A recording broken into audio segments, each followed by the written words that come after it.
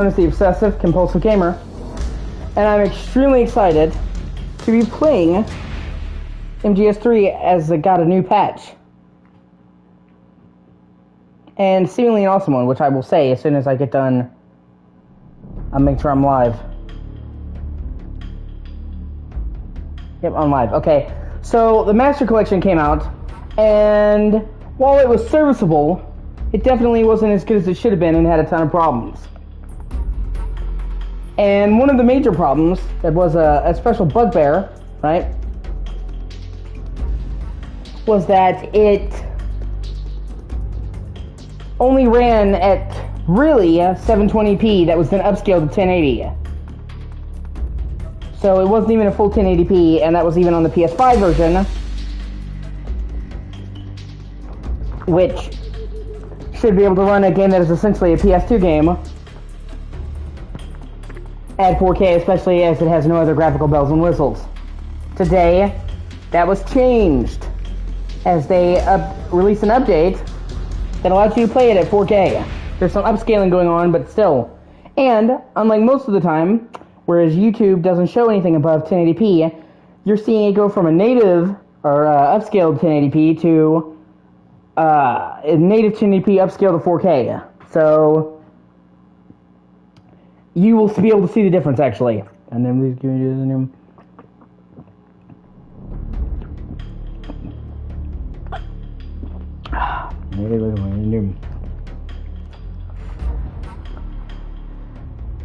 You gotta get up right now, Echo. You can come back up here in a bit.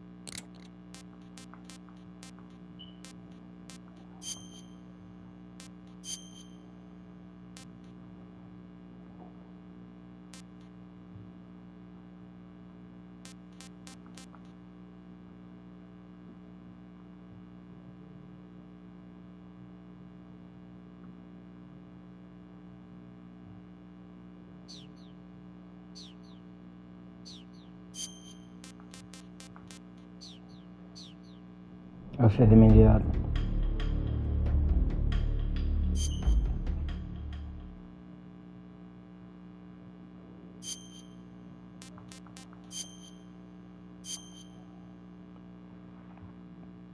After the end of World War II, the world was split into two, East and West. This marked the beginning of the era called the Cold War.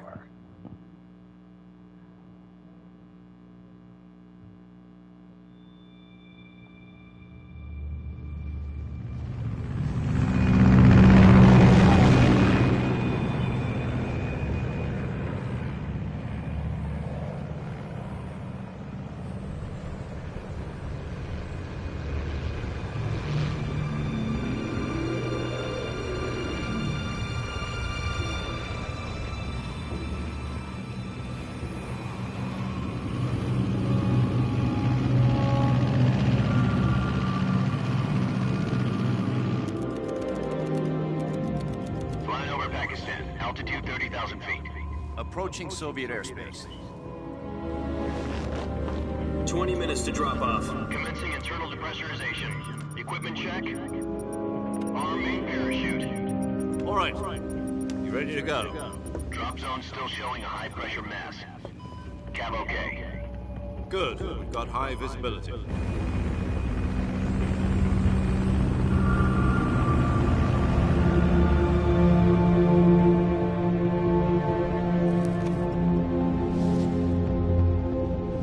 Put out that cigar. Connecting oxygen hose to interior connector. Put on your mask.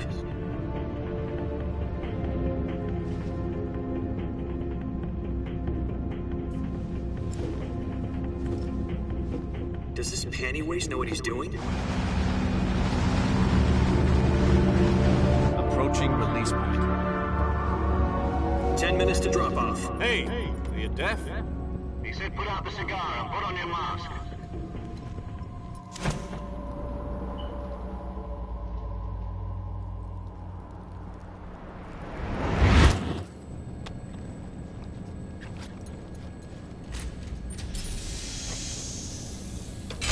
Depressurization complete. Checking oxygen supply. 6 minutes to drop off. Opening rear hatch.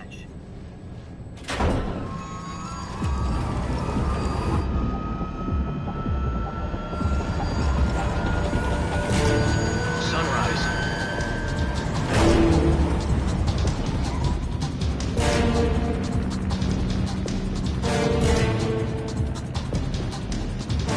External temperature minus 46 degrees Celsius. 2 minutes to drop off. Stand up. You'll be falling at 130 miles per hour. Try not to get frostbite from the wind chill. 1 minute to drop off. Move to the rear. Activate bailout model. This is one for the history books. The world's first halo jump. 10 seconds to drop off. Stand by. Status okay. All green. Prepare for drop-off. Countdown. 5, 4, 3, 2, 1. Spread your wings And fly. God be with you.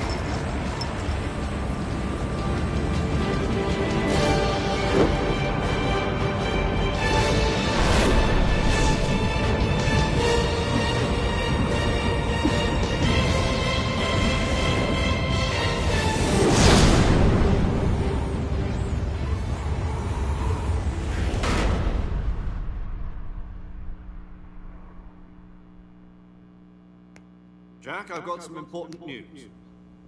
The head of the CIA has finally given us the green light for the virtuous mission. Virtual mission? No, the virtuous mission.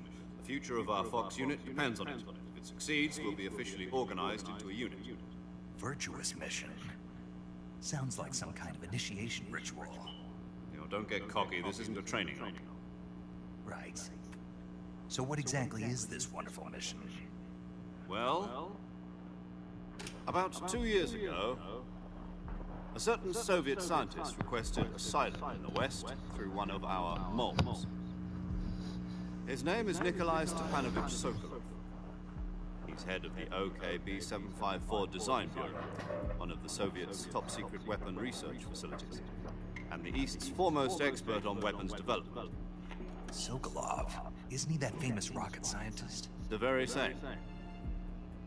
On April the 12th, 1961, the Soviets achieved the first manned spaceflight in history. The Earth was blue, but there was no God. Well spoken. The rocket that carried Yuri Gagarin to orbit was the A-1, known as the Vostok rocket. Sokolov is said to be the man most responsible for the multi-engine cluster used in that rocket.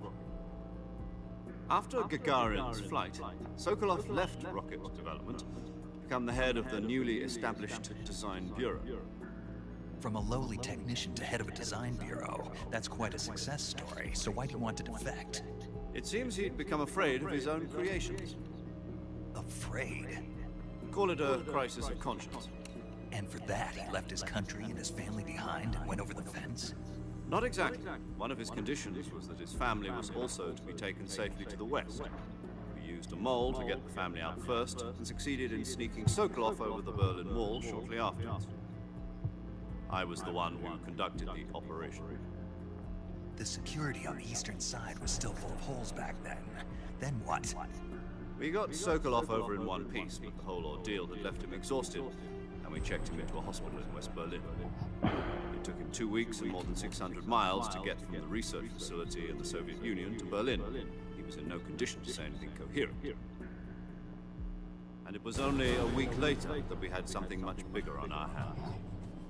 The Cuban Missile Crisis. October the 16th, 1962, President Kennedy received word that the Soviets were in the process of deploying intermediate-range ballistic missiles in Cuba. The President demanded that the Soviets dismantle and remove the missiles. At the same time, he announced a naval blockade to prevent further missile shipments from reaching Cuba. But the Soviets didn't back down, instead placing their armed forces on secondary alert. Soviet transport ships carrying missiles continued on course towards Cuba. US and Soviet forces went on alert for an all-out nuclear war. Frantic negotiations were conducted through the UN's Emergency Security Council and unofficial channels to end the hair-trigger standoff. Finally, on October the 28th, the Soviet Union agreed to remove its missiles from Cuba. And so the world avoided a nuclear holocaust. But in order to get the Soviets to pull their missiles out, we had to make a deal. You mean the one where the US agreed to remove its IRBMs from Turkey? No. The Jupiter IRBMs deployed in Turkey were obsolete, and we were going to get rid of them anyway. They had no strategic value whatsoever to either the US or the Russians. The Turkey deal was a ruse, a cover story that was fed to the other intelligence agencies around the world. So what did the Russians really want? Sokolov. They wanted us to return Sokolov. You mean the Soviets pulled out of Cuba just to get their hands on Sokolov? That's right. What the hell was he working on? At the time, we had no idea. We were running out of time. It was either give up Sokolov or risk full-scale nuclear war. In the end, we had no choice. President Kennedy gave in to Khrushchev's demand. Metal Gear Solid 3. The next day, I got Sokolov out of the hospital, handing him over to agents on the eastern side. Sokolov kept on screaming, "Save me," until he disappeared from my sight. I love you, but not right now. Then a month ago, we received some new information from one of our moms. About Sokolov? Yes. He was taken back to the research facility and forced to continue working on the weapon in question under KGB supervision. What's more, it's on the verge of completion. Got a new update recently, the Master Collection. Space rockets? No. Missiles. Same technology. I guess you're right. We don't know the details, but it appears to be a new kind of nuclear device. For half a year now, the Soviets have been conducting frequent nuclear tests at Semipalatinsk. Something to do with the weapon, I assume. We're talking about a secret weapon so big that Khrushchev was ready to pull out of Cuba to get it back. Is Sokolov still in the facility? No. According to our intelligence, he's in Selino Yas, a place in the mountains about 3 miles to the west that's known as the Virgin Cliffs. The Virgin Cliffs? Nice name for a virtuous mission. They moved him there just recently. Why? Apparently, they're conducting a field test of the weapon, but it's our best chance to get him back. This mission would never have been possible if he was still in the research facility. This is our last chance. Sokolov must have known that too when he contacted us.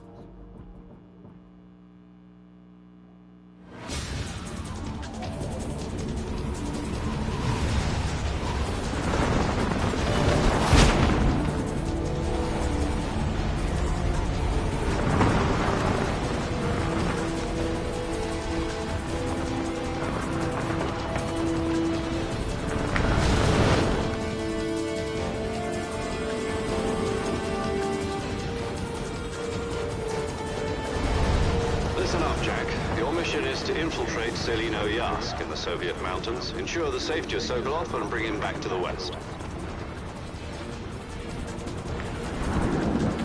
I'm a huge fan of Metal Gear Solid, especially 3. Get Sokolov back before that weapon is complete, we'll be facing a major crisis. The clock is ticking.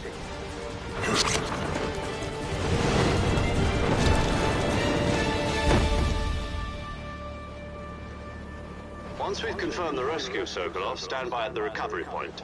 A recovery balloon will be dropped at that point. Helium will be pumped into the balloon to inflate it. The process takes about 20 minutes. Once it's complete, the gunship's arm will latch onto the balloon and pull it up. The Fulton surface-to-air recovery system. I'm familiar with the theory. Take it easy. It's been combat-proof. Do you think Sokolov is up to it? The shock will be less than during a parachute jump, and the arm can handle up to 500 pounds. So you're planning on going over the border in a single combat Talon? She's equipped with two 6-barrel 20mm Vulcan cannons, as well as two 40mm machine guns. Sounds like she could hold her own against a battalion of tanks. Even with the fuel in the reserve tank, we're facing a 4-hour time limit. If all goes well, it shouldn't take more than a few hours. Home in time for dinner. But if anything goes wrong, you'll be eating dinner, breakfast, and all the rest of your meals in the jungle.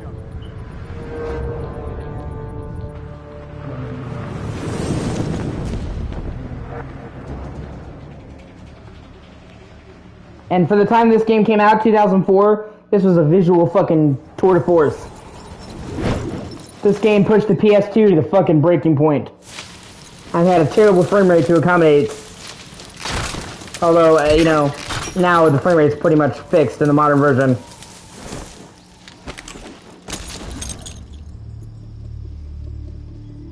Metal Gear Solid 2 ran at a consistent 60 on PS2. Metal Gear Solid 3 could get down to 15 frames a second because it just pushed the PS2 so fucking hard.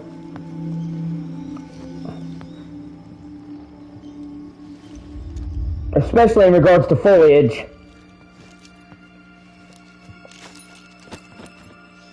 Yeah, PlayStation 2.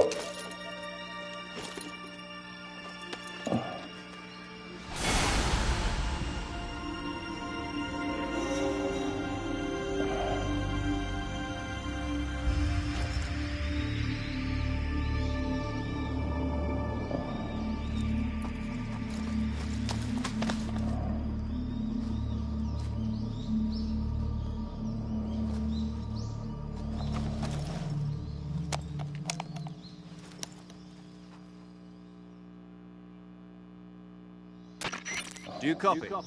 You're already in enemy territory. Somebody might be listening in. From here on out, we'll be using code names to refer to each other. Your code name for this mission will be Naked Snake. I'll be referring to you as Snake from now on. You're not to mention your real name. Snake? What, you don't like snakes? What do you mean? You've eaten one before, haven't you? In survival training. I'm glad to hear that. I don't know if I'd ever order one at a restaurant, but... Be careful, you might not have a choice. What about you, Major? What should I call you?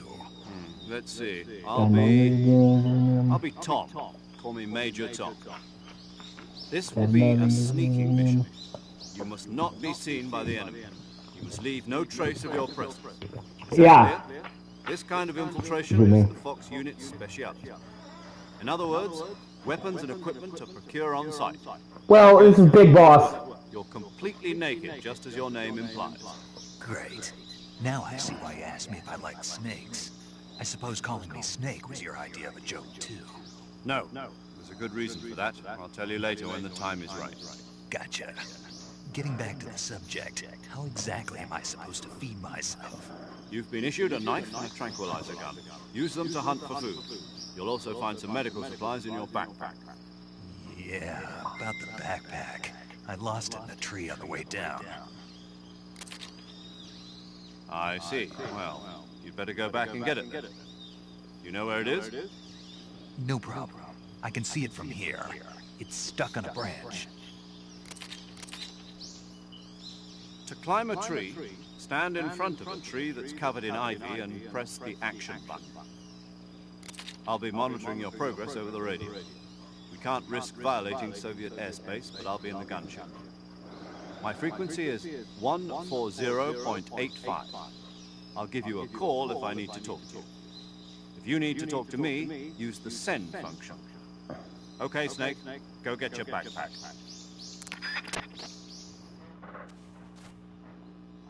This game, like I said, the fucking foliage in this game on PS2 was fully reactive, and there's tons of it. Like this foliage and this level of graphical fidelity in 2004 on PS2 is fucking insane.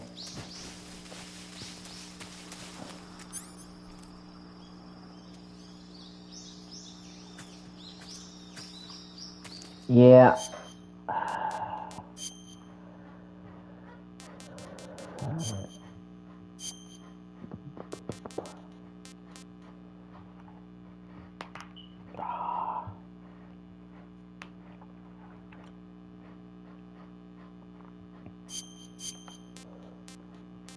No. There we go. Let me see.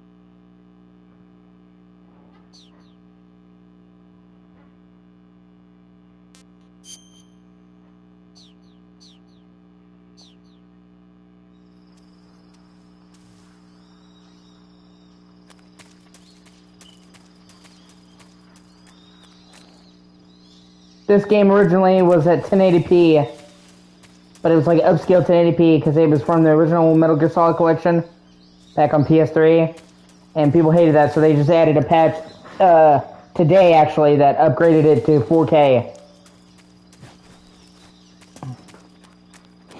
Which you can still even see the difference. Obviously, you can't see 4K on a YouTube stream. It only goes to 1080p, but originally it was 720p upscaled 1080p, so you can still see it's cleaner than the original game looked. Plus, they added an in-game option to improve the controls. I like Metal Gear Solid, but the controls aren't that great. They've kind of aged poorly, and I always use a custom control scheme. Usually, I have to do it at a system level on PS5 because it lets you make a custom control scheme. They thankfully added the option to be able to swap the controls. Although, in all fairness, that wasn't in the original version either, so wasn't that it was a feature that was missing. It never was. You couldn't remap controls in the original game. So I'm a big fan of this game, so the 4K update along with the remap, being able to remap controls, made me want to play it again. I see you've retrieved your backpack, Snake. To equip a weapon, it's necessary to take it out of your backpack.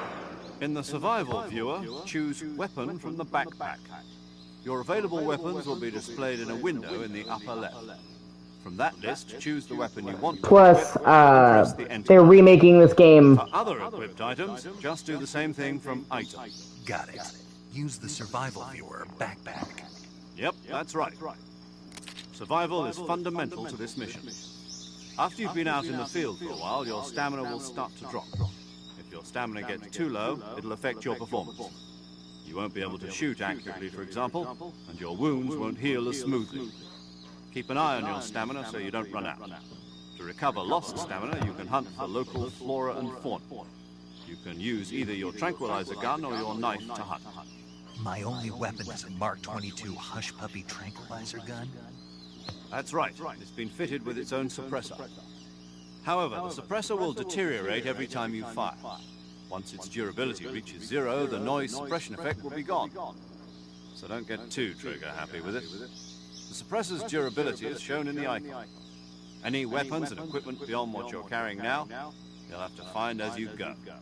I have to find my own weapons and equipment? Whose crazy idea was this anyway? Solo covert actions are standard Fox operating procedure. You can't leave any traces of your presence. No weapons, equipment, footprints, sweat, or bodily waste. The same goes for bullets and cartridges, too. Your presence in enemy territory is already a violation of international conventions of warfare. There aren't supposed to be any American soldiers in Russia. It could spark an international incident. You can't let anyone see you. You can't let the enemy know you're there. This is a stealth mission. You're a ghost, Snake, in every sense of the word. There'll be no rescue if you're captured. The military and US government will deny any involvement in the affair. Then I'll just have to take care of myself, huh? I'm afraid so. You've been given a fake death pill for that purpose. SIS guidelines stipulate that soldiers on covert ops like this one be issued a potassium cyanide capsule. Tape it to your body so you can take it when you need to. How generous of you. Use it if you're taken prisoner by the enemy. It'll send you into a state of false death for a short time. Fooling them into thinking that I'm really dead. So, how do I come back to life? Just take the revival pill. You mean that thing they put in my tooth before the mission? That's the one. But be careful. If you remain in a state of false death for too long, nothing will be able to bring you back. Remember that. I'll keep it in mind. You said this was a solo mission, right? Right. I guess that means I can't count on any reinforcements. Correct. The mission rests entirely in your hands. A real one-man army. Relax. There's a support team ready to back you up over the radio. Who? I'll introduce them to you. This time, survival is of utmost importance. The first member of the support team will be in charge of monitoring your physical condition, acting as a medic, so to speak, as well as recording your mission data. She's a member of Fox as well, and she's here on the gunship with me. She? Hello, Snake. I'm paramedic. Nice to meet you. Paramedic. As in a medic who comes in by parachute. Aren't you going to tell me your real name? Are you going to tell me yours, Mr. Snake? My name, huh? It's John Doe. And they call you Jack for short. You're a regular Captain Nemo. A name means nothing on the battlefield. After a week, no one has a name. What's your name? Jane Doe. Very funny. I wasn't joking, but I'll tell you my name only if you manage to make it back alive. My frequency is 145.73. She's also in charge of recording your mission data. Whenever you want to save, send a message over the reserved save frequency, 140.96. So saving lets me record my mission data. That's right. It also records the state of your health. Good to know. There's one more person I want to introduce you to, Snake. Speaking of snakes, you remember the boss, don't you? A legendary soldier and your mentor. Actually, it was the boss that got the DCI's authorization in the first place. She's going to be serving as Fox's mission advisor. The boss is? She also helped me plan this mission. She and I were at SAS together. Jack, is that you? How many years has it been? Boss? That's right. It's me. Talk to me. Let me hear your voice. It's been 5 years, 72 days, and 18 hours. You've lost weight. You can tell just by the sound of my voice. Of course I can. I know all about you. Really? Well, I don't know anything about you. What's that supposed to mean? Why'd you disappear on me all of a sudden? I was on a top-secret mission. You didn't need me anymore. But there were still so many things I wanted you to teach me. No, I taught you everything you needed to know about fighting techniques. I taught you all I could. The rest you needed to learn on your own. Techniques, sure. But what about how to think like a soldier? How to think like a soldier? I can't teach you that. A soldier needs to be strong in spirit, body, and technique. And the only thing you can learn from someone else is technique. In fact, technique doesn't even matter. What's most important is spirit. Spirit and body are like two sides of a single coin. They're the same thing. I can't teach you how to think. You'll just have to figure it out for yourself. Listen to me, Jack. Just because soldiers are on the same side right now doesn't mean they always will be. Having personal feelings about your comrades is one of the worst sins you can commit. Politics determine who you face on the battlefield. And politics are a living thing. They change along with the times. Yesterday's good might be tomorrow's evil. Is that why you abandoned me? No, it had nothing to do with you. I already told you, Jack. I was on a top-secret mission. A soldier has to follow whatever orders he's given. It's not his place to question why. But you're looking for a reason to fight. You are a natural-born fighter, but you're not quite a soldier. A soldier is a political tool, nothing more. That's doubly true if he's a career soldier. Right and wrong have no place in his mission. He has no enemies and no friends. Only the mission. You follow the orders you're Of course she says that, but she broke every rule. Which, that's kind of funny. I do whatever I have to get the job done. I don't think about politics. That's not the same thing. Sooner or later, your conscience is going to bother you. In the end, you have to choose whether you're going to live as a soldier or just another man with a gun. There's a saying in the Orient, loyalty to the end. Do you know what it means? Being patriotic. It means devoting yourself to your country. I follow the president and the top brass. I'm ready to die for them if necessary. The president and the top brass won't be there forever. Once their terms are up... And she's kind of telling you about the theme of the game. The leader, no matter who's in charge. People aren't the ones who dictate the missions. Then who does? The times. People's values change over time, and so do the leaders of a country. So there's no such thing as an enemy in absolute terms. The enemies we fight are only enemies in relative terms, constantly changing with the times. As long as we have loyalty to the end, there's no point in believing in anything, even in those we love. And that's the way a soldier's supposed to think? The only thing we can believe in with absolute certainty is the mission, Jack. All right, but do me a favor. What is it? Call me Snake. Snake? Oh, right. Your code name is Snake. It suits you well. That's right. The legendary unit that the boss put together during World War II was a snake. The Cobra unit, a group of heroes that brought the war to an end and saved the world. As long as you've got a legendary hero backing you up, you'll be fine. Isn't that right, Snake? Yeah. I can't think of anyone else I'd rather have with me. Oh, and one more thing, boss. Yes? It's good to hear your voice again. Same here. After all, who knows if either of us will make it out alive? Snake, you were always best at urban warfare and infiltrating buildings. But this is the jungle. Survival is going to be key. Those CQC techniques I taught you are sure to come in handy. CQC? Close quarters combat, huh? I've been in the Green Berets for the past few years. I'm probably pretty rusty. Not to worry. I'll be here to help you remember. After all, this is your first actual survival mission. I'll be supporting you over the radio. Where are you, boss? Next to the Major? The boss is communicating with us by radio from aboard a Permit-class submarine in the Arctic Ocean. My frequency is 141.80. Call me if you need my advice on battle techniques. Gotcha. Your mission is to retrieve Dr. Sokolov. Dr. Sokolov is being held in an abandoned factory located to the north of your current position. Avoid heavy combat and don't let anyone see you. Don't forget that this is a stealth mission. Snake, try to remember some of the basics of CQC.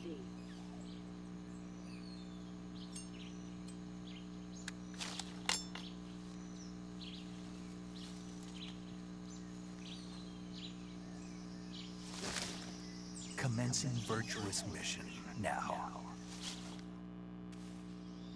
Anyway, so couple things. Number one, as I said, I'm a huge fan of Metal Gear Solid. I fucking love Metal Gear Solid, I always have. Number two, this game is pretty much kind of about Big Boss, which I'm not sure you're very familiar with Metal Gear Solid, but basically, in the very first Metal Gear game, you play as Solid Snake, and your boss is Big Boss, and it turns out he's a bad guy, and he's not on your side. It's more complicated than that, but I'm just giving you the fucking gist here. And in Metal Gear Solid 1, they revealed that Snake is a clone of Big Boss. So a lot of people are like, how the fuck is, Big Boss turning into a bad guy or against Snake if he's a clone? And this game is kind of the start of the answer to that. This is a prequel to the rest of the series.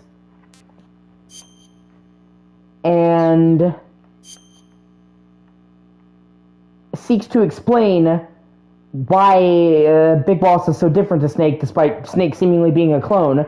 And each Metal Gear game has a theme. In Metal Gear Solid 1, it was Gene, because the whole concept of Metal Gear Solid 1 was about clones, and do our genes decide who we are? The concept in Metal Gear Solid 2 was meme, because it was one of the very first things to talk about internet memes. Like, Metal Gear Solid 2 helped create the term meme, which now is fucking synonymous across the world. And in Metal Gear Solid 3, the theme is scene, as in the times. The entire point of Metal Gear Solid 3 is that the times that we live in are vital to shaping us as a person. So, the answer that they have to why Big Boss is so different from Solid Snake is because he lived through different shit. So even though genetically they were the same person, the things that they lived through and the shit that they did made them two super different people. And she was explaining that, you know, what's good today might be bad tomorrow. And this is kind of a prequel to the entire Metal Gear Solid series, because the Metal Gear Solid series took place in the future. For example, Metal Gear Solid 1 came out in 1998, but it took place in 2005. So at the time it was in the future. This takes place in 1964. So, you know, 40 years before this game came out, technically speaking. And so it's a prequel. And so you kind of, it helps to have some knowledge of the past games, but you don't need it, because it's, you know, like supposed to be the beginning of the series. And, oh man, this is Big Boss before he's Big Boss, before, when he's Snake. He hasn't even earned the title Big Boss. This is kind of about how he gets the title Big Boss. And this is kind of where Metal Gear split into a schism between Snake and Big Boss, because the entire Metal Gear Solid series, most people think it's just Snake. But fans of the series know it's not. Snake and Big Boss, which I understand that, you know, they're clones, so it gets confusing, but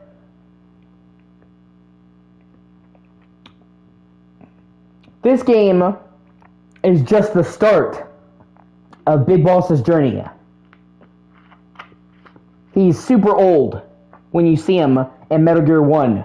You know, he's in his 60s and 70s. He's a young man here. So this game explains how he got the term Big Boss, but it doesn't tell you the whole story. It's like the start of the journey. It's the start of the series. And from there, it split into, you had the games of Solid Snake, and you had the games of Big Boss. And that's basically the two major arcs of Metal Gear. And it gets really complicated because they go back and forth through time, but that's what you basically need to know, is it splits into two arcs.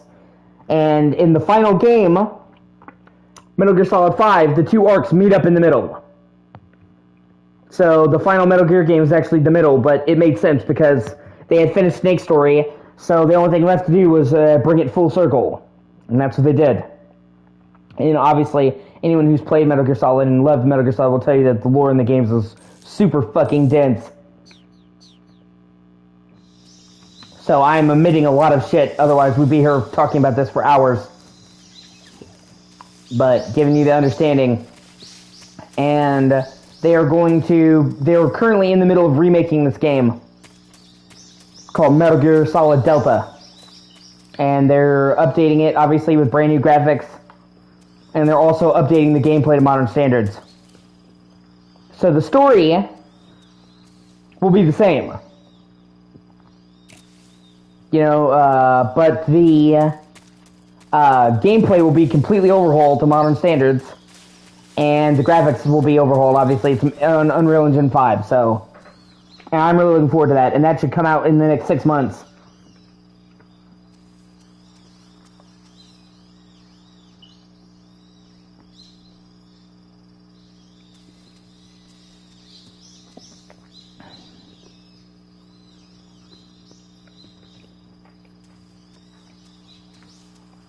They haven't announced the release date, but I'm telling you, it's really close.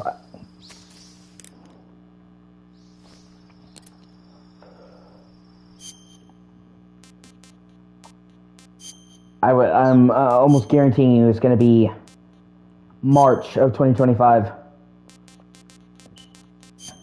Because if they win Holiday, they'd be competing with GTA 5, or I'm sorry, 6. There's no fucking way that's going to happen.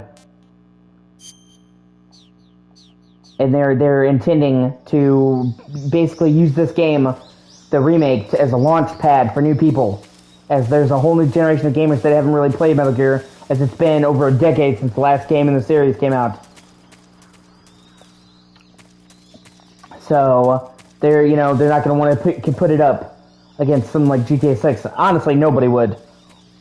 If I was a game developer, I would avoid any fucking releasing anywhere near GTA 6 like the fucking plague. It would be a death sentence, whatever game happens, to be next to it. So, I really think they're going to release it. And they've already said the game is finished. The remake is finished. All that's left is the final layer of polish. They've even taken some pre-orders. Like, they're taking pre-orders now, which I think is weird that they would take pre-orders and announce the release date, but, I mean, they were upfront about that. So, I guarantee you it will come out in the next 6 months, and I'm thinking spring would be the ideal date. So I think it's going to be March. I could be wrong, but I really think that's going to be what it is.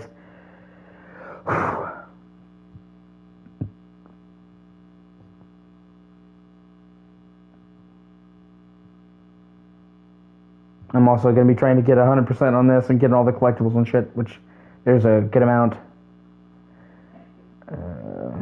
Which I'm a big fan of this game, so it shouldn't be the problem.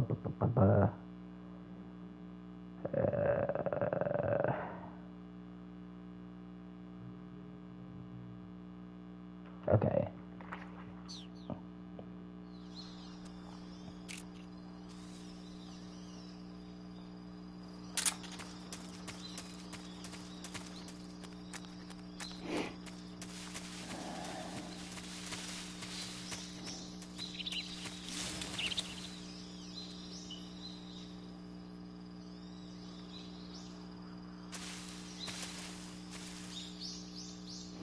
And for when this game came out in 2004, these graphics were fucking unbelievable, honestly. It's supposed to be something... Oh, there it is. There are these frog collectibles. You just shoot them.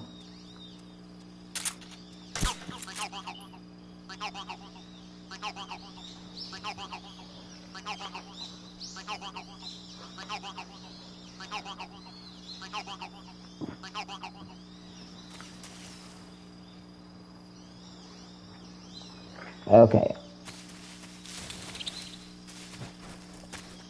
And there's lots of animals that you have to hunt. Also as part of getting 100%. This game goes really big on the idea of survival in the jungle. So you have to hunt for food and shit like that and manage your camouflage. Ordinarily, I don't really like survival games, but it's in a limited capacity. It's not like Minecraft, where you're, or fucking Ark or something like that, where you're constantly managing your stats. It's more of just like you have to hunt and take advantage of wildlife, and it's because much of this game takes place in a wilderness, and this was the very first Metal Gear game to be in a wilderness, so they wanted to highlight being in a wilderness and part of this hunting. So the hunting is just kind of like theming. It's not like a full-on like game like Don't Starve or something like that. I'm not really into the sim aspects of games.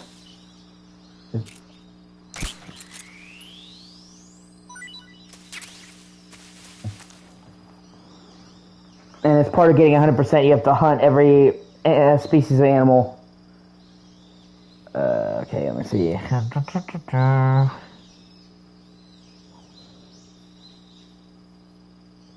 Okay. Damn it.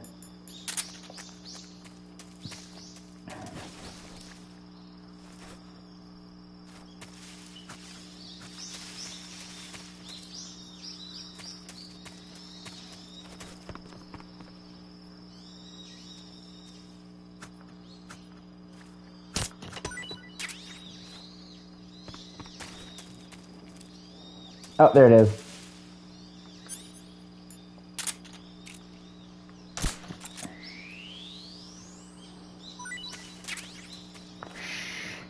Don't fight it.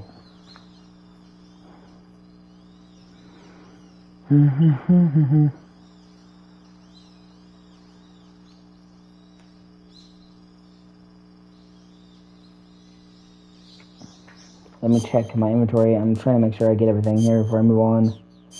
Tree frog, reticulated python, calorie mate. Okay.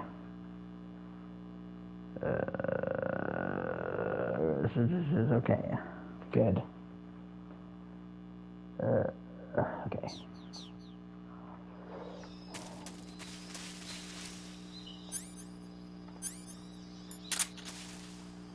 Oh, that's right. I gotta crank it. I keep forgetting about that.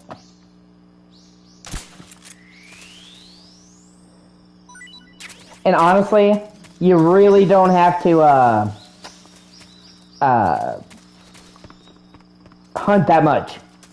As you can see, like, that's my stamina bar, and it's like, as I've been playing, it's drained like this much, and eating one meal is gonna fix it. So it's not like something you're constantly having to micromanage.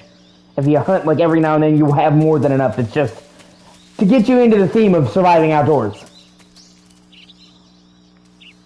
He's in the jungle. So it's, you know, it doesn't really go, like, super hard on the hunting aspect. Just, you know, it's part of reinforcing the themes, pretty much.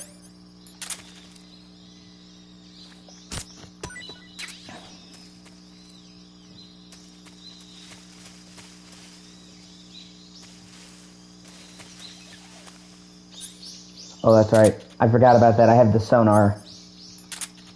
And the whole point of the sonar is to detect. Where is this? Where? Here we go. The motion detector helps you detect wildlife.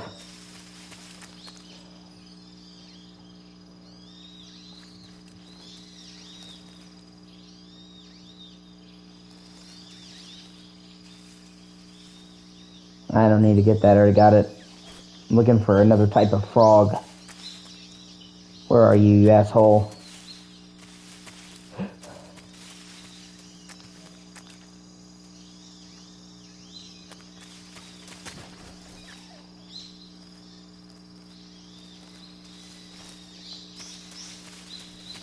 And while I love this game, the controls definitely take some adjusting too. And they are outdated. So, you know, making a modern version with modern controls is going to get a lot more people in Metal Gear. And for me, I'm fine with it, because it's basically, you know, getting to play a game I already love with better controls, so. Some people don't like the idea of remakes, but I like remakes. It's like, hey, a game I already loved.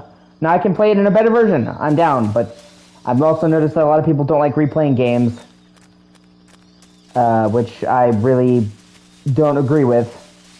If I like a game, I'm going to replay it. In fact, if I only play a game one time, I didn't really like it that much. If I truly love a game, I'm going to play it a lot. Like, that's just how I've always operated. So, but if you're the type of person who just beats a game one time and then you never go back to it, then yeah, I can see why you wouldn't be down for remakes. Plus, there's like this whole thing like, oh, they make his remakes now. That's literally not true. If you go back and look at any given year, we get maybe 1 to 2 major remakes a year. Okay, so like the vast majority of games coming out every year, like 90% are fucking new games. So like if all the games that were coming out were remakes, okay, but it's not anything close to that at all. So, you know, people who say that, well, the industry is dominated by remakes, that's not true. 2023, for example. One of the biggest years, like I said, in ages. We got fucking Dead Space remake and Resident Evil 4 remake. So that's 2, okay? And this year, we got Silent Hill 2 remake, which was fantastic, by the way, and Paper Mario Thousand Year Door remake. Okay? So that's 2 major remakes I can think of.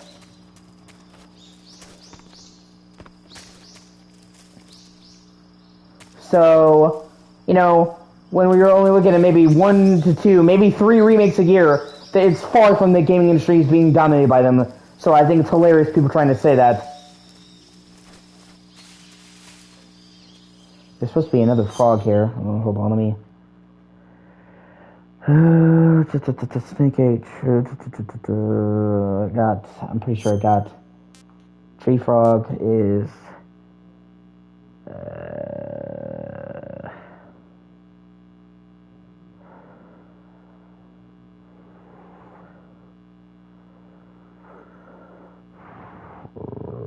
So there's 2 mushrooms, Russian oyster, and Siberian incap. Got those. There's 2 frogs, which I don't have that. The second one is, that's the tree frog. So the first frog is...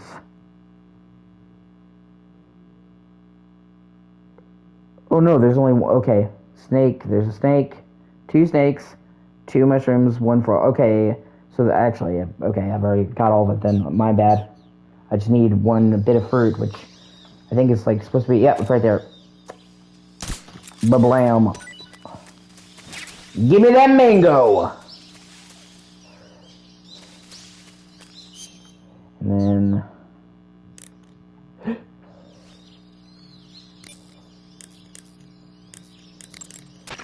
Camouflage is an indispensable tool when you're sneaking through the jungle. To use camouflage, first press the Start button to go to the Survival viewer. Then select Camouflage and press the Enter button. Select Uniform to select Battle Fatigue. Metal Gear story. They're not walking simulators, but they do have a lot of cutscenes. So if you can't handle a lot of cutscenes, don't play Metal Gear. I'm fine with it though. Selecting fatigues that blend in with the environment. Camouflage patterns that stand out in your surroundings will attract attention.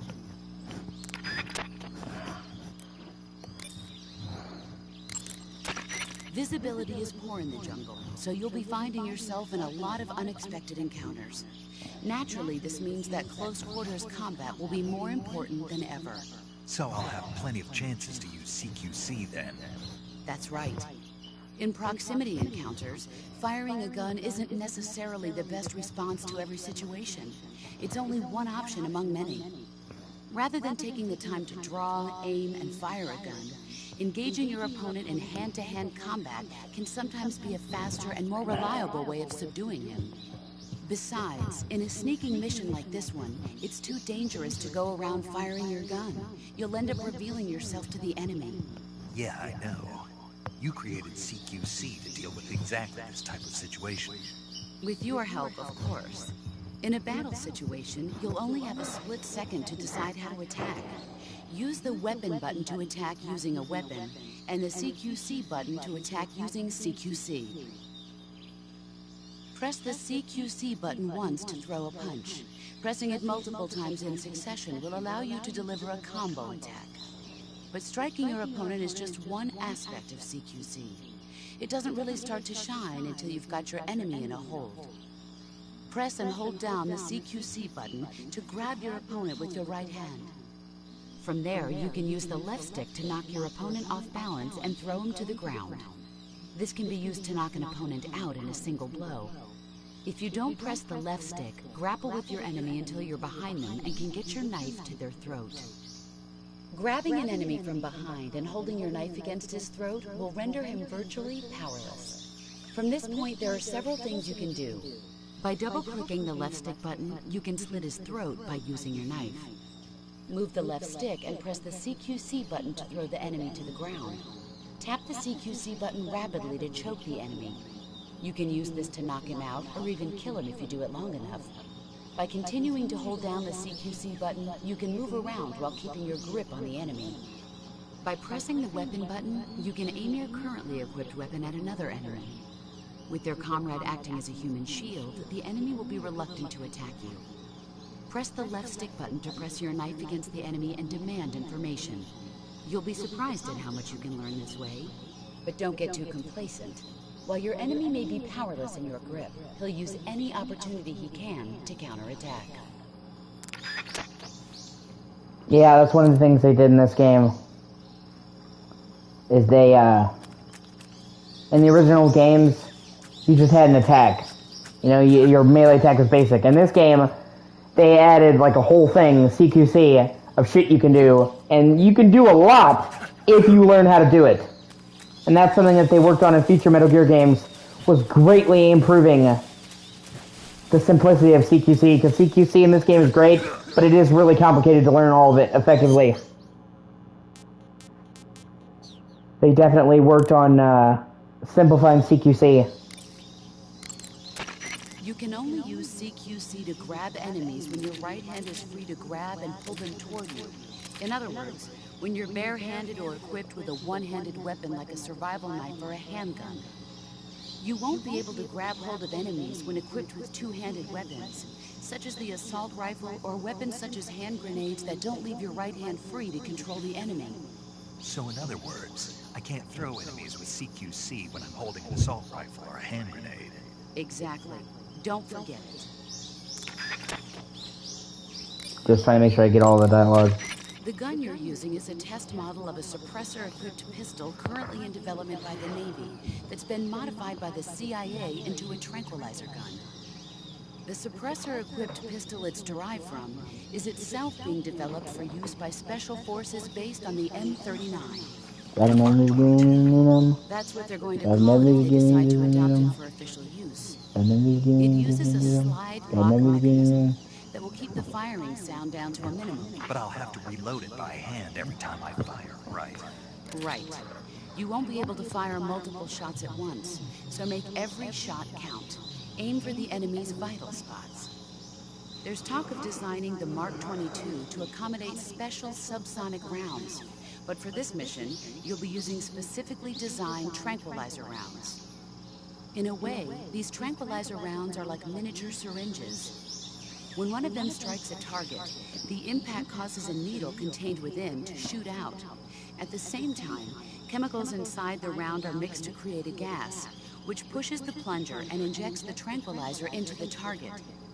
You can knock out an enemy immediately by shooting them in the head, but if you shoot them in the arm or leg, the tranquilizing agent will take some time to set in. Aim carefully.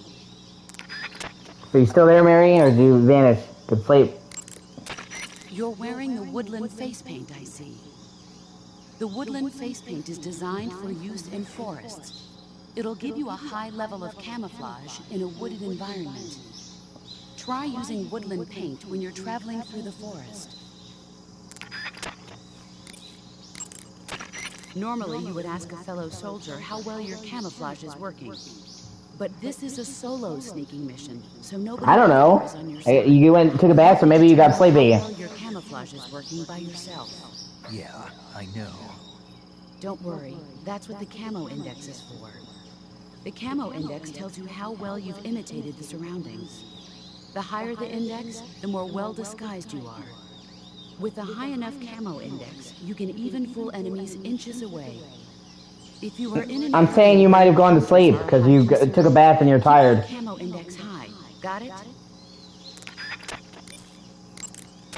In my day, I did my share of sneaking into enemy territory. You mean since World War II? Yeah, mostly snatch missions. Snatch mission? That's where you abduct an enemy officer without killing him, right? Right. That's where I got the original idea for CQC.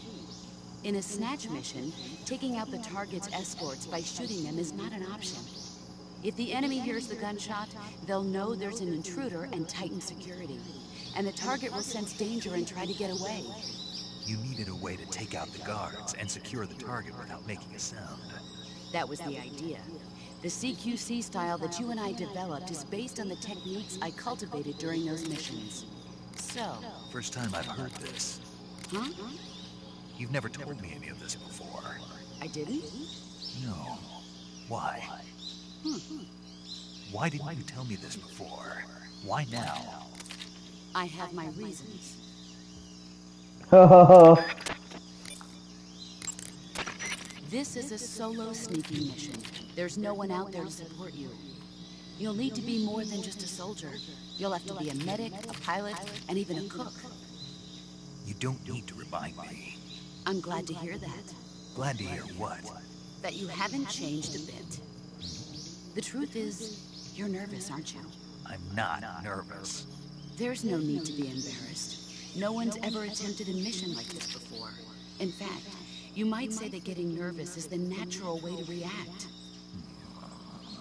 Relax. That's why you have the survival viewer. The survival viewer contains everything you'll need to stay alive in the field. Use camouflage to change your camouflage. You behave. Backpack to I doubt it. food to eat, and cure to heal yourself. The map option lets you view the map, and the options function lets you change the settings to suit your individual style. The survival viewer is going to be your best friend in this mission, so learn to make the most of it.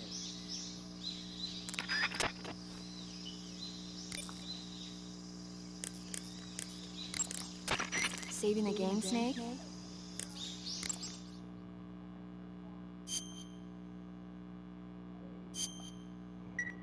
Now I just know you. Hey, Snake, you ever heard of Godzilla, King of Monsters? No, what is it? It's a movie. You haven't seen it? Nope. It's about this monster called Godzilla, who grows to an enormous size in a nuclear test and goes on a rampage in Tokyo.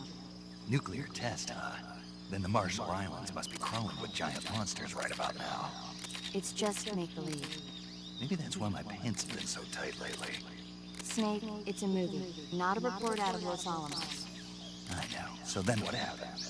Godzilla is immune to all weapons, and humanity has no way to stop the monster. Dr. Shirazawa develops a new type of weapon, but meanwhile, Godzilla is getting closer and closer to Tokyo, obliterating everything in its path. It was originally a Japanese movie, but they made an American version, too. I recommend seeing the original Japanese one if you ever get the chance. It's mostly mindless fun, but it's also got a serious anti-nuke message as well. Where can I see the original? You'll just have to go to Japan. Really? That's too bad. Well, if you wait 40 years, you might be able to see it in America, too. Why's that? 2004 will be Godzilla's 50th birthday. You think they're still going to be making Godzilla movies then? Yeah. Of course! Everybody loves Godzilla. You sure know a lot about movies. Gojira! You're the movie-watching type, are you? Not really. Okay, then I'll tell you everything I know. When the going gets tough, movies can save your life. It's always good to be able to look at things from a different perspective when you get in a jam. That's the magic of movies. No kidding. Well, I guess it might at least make a nice distraction. That's the spirit, Snake. Have a little fun.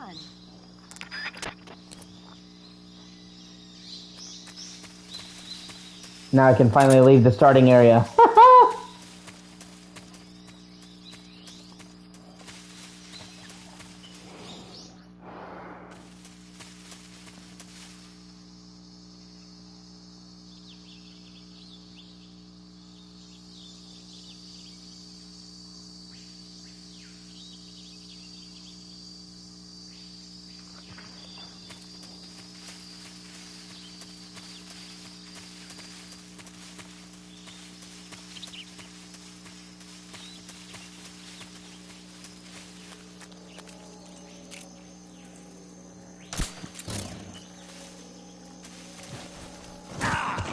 Ah, you bitch.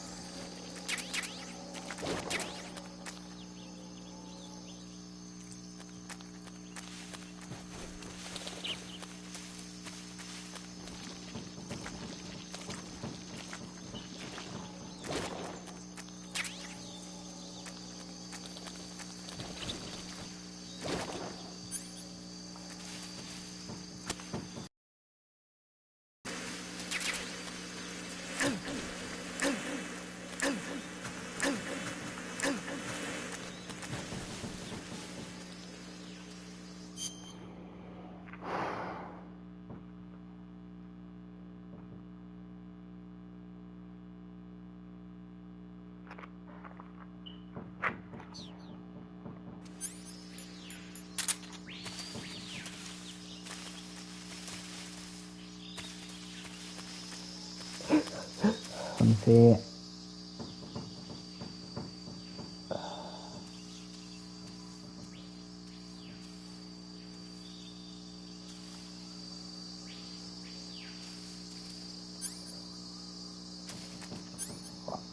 Oh, But did you beat the first game or you just decide you're gonna do the second?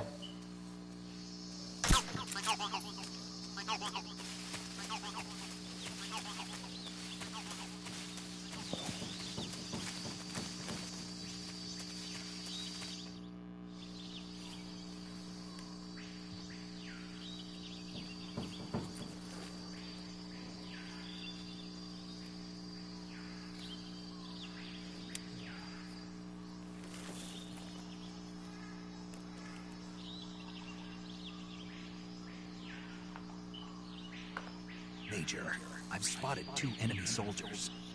They're probably KGB troops sent to guard Sokolov. AK-47s and grenades.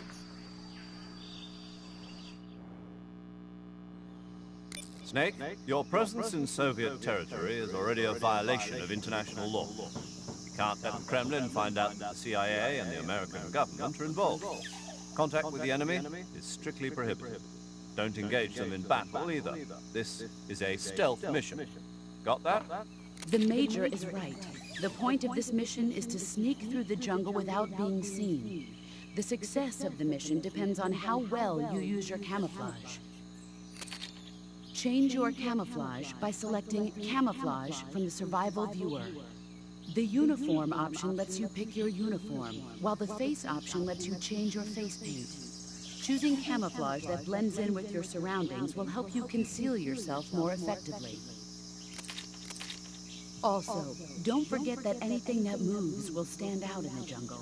If you just stand up and run around like an idiot, you're bound to be spotted. But if you crawl instead, you should be able to sneak by without being noticed. You can see how effective your camouflage is by looking at the Camo Index. The Camo Index shows how well your current camouflage blends in with the surrounding area.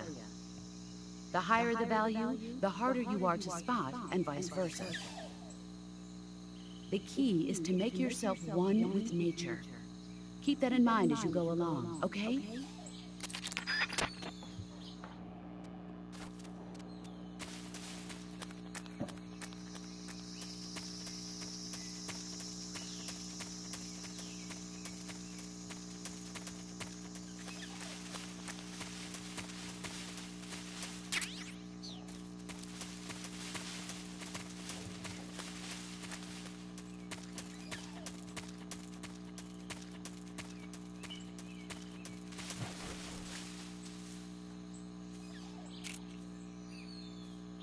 Yeah, it is.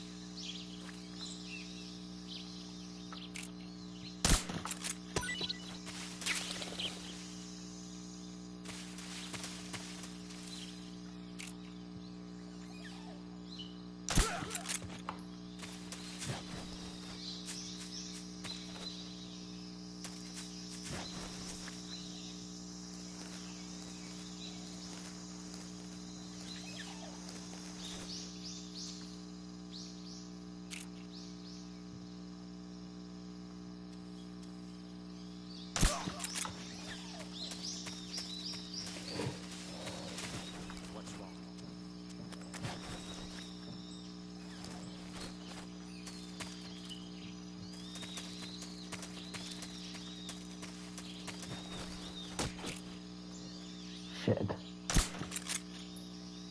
Who's that? Radio, we need backup. Shit. Yeah, just kill me.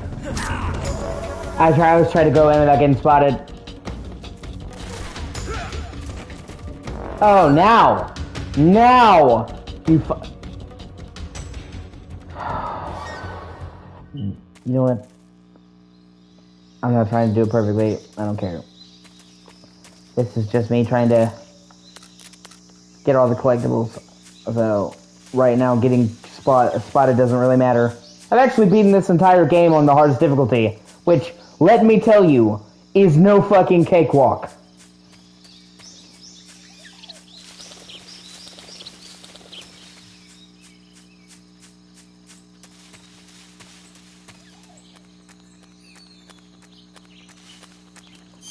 But this is just a normal playthrough because I'm trying to get all the collectibles, all the frogs, all the wildlife, all the weapons, stuff like that.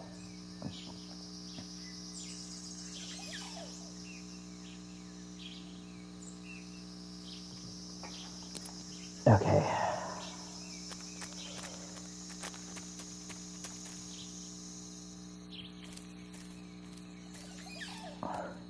Honestly, you can't even see how pretty this game is.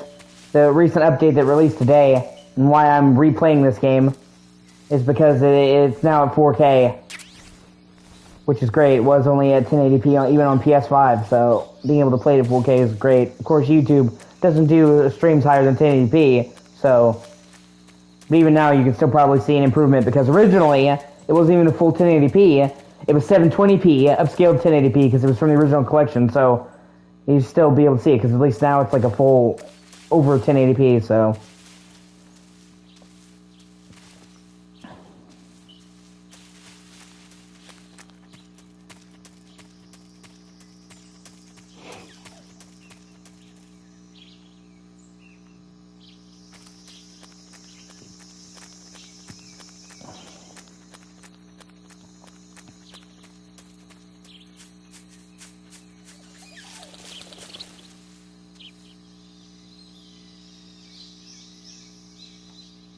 I need to get at least some of those birds as well.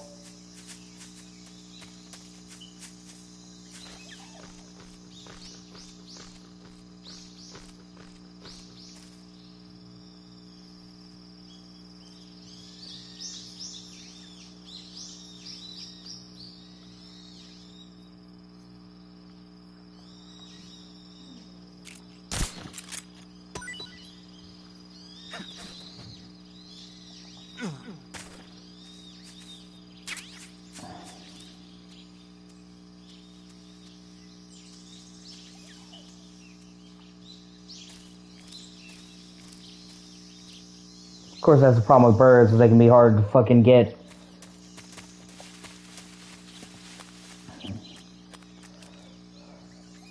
I also wanted to make sure I had all the guards taken care of before I started looking for the birds, so...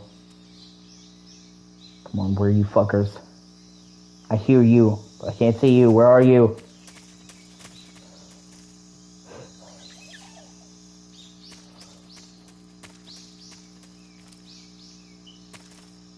Oh, I think that's a different fruit I haven't got before. Yeah, it is. Okay. Getting all that's part of getting 100%, so...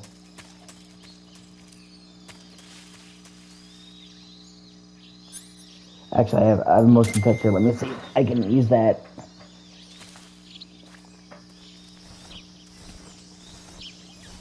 I'm also really looking forward to the remake of this that's coming.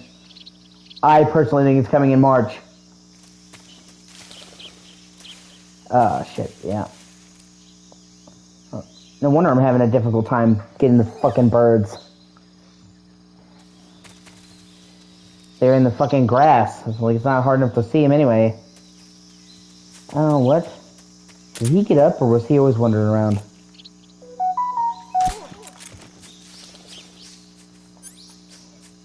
Well, he's not anymore.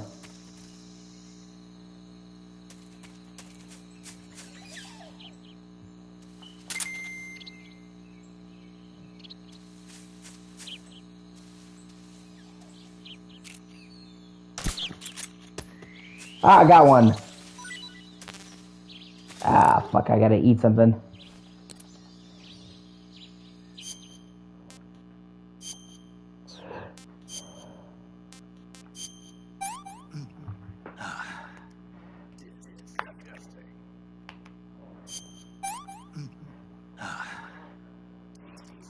Mmm, tasty. Okay, let's make sure. Okay.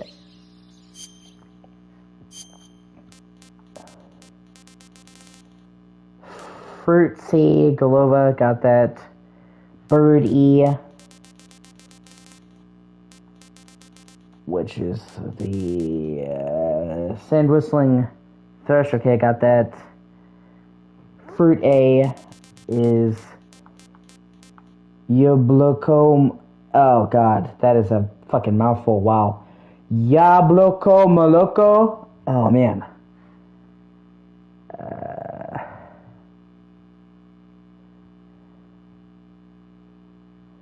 It's okay. There's another bird here. Okay. Okay.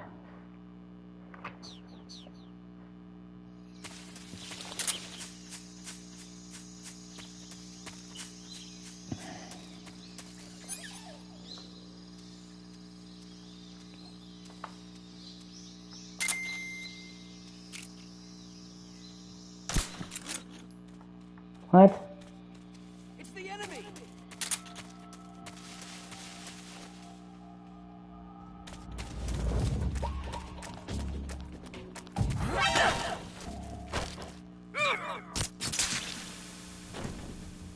Oh, well, I killed him. I don't really care about that either. I'm not going for a no-kill run. I have actually gotten very close to getting a no-kill run, actually. Fuck. The birds are the trickiest ones to fucking get. What's wrong? Are you kidding me? Man, those tricks really didn't last long. Jesus Christ.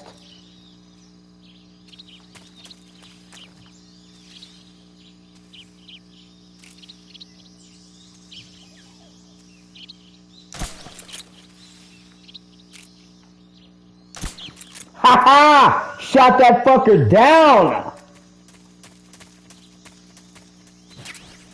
Ba-blam!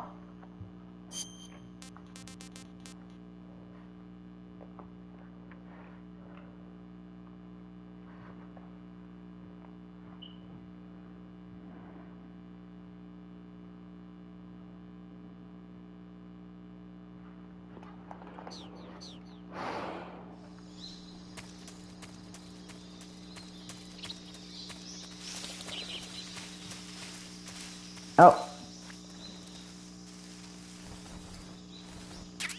Oh, it's the thermal goggles. That actually will help me out later quite a bit.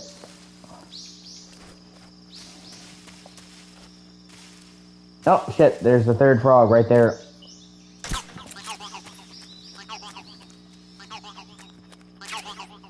Now there's more bullets, which you can never have too many bullets.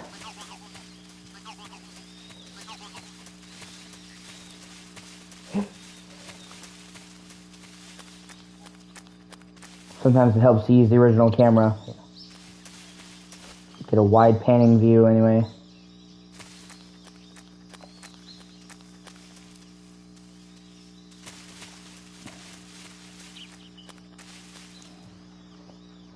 Okay, let me see.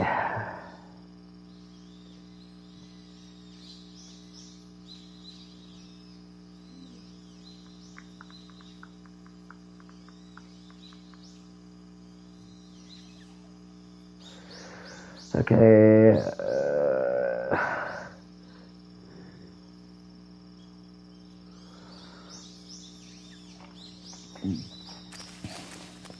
I think that's everything here.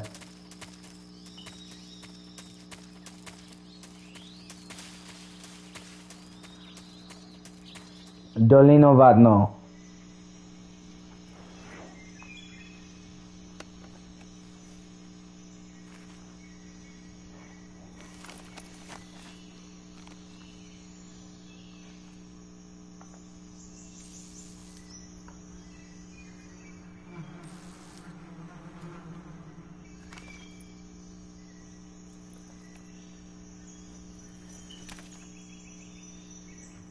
Yeah, you can shoot the beehive to fuck with the guards. It's awesome.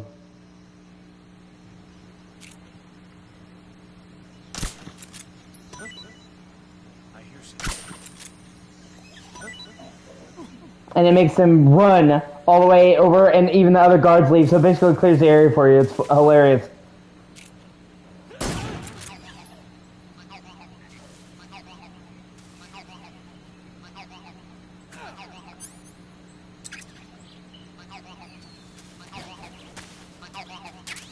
They're gone. They're like, bees?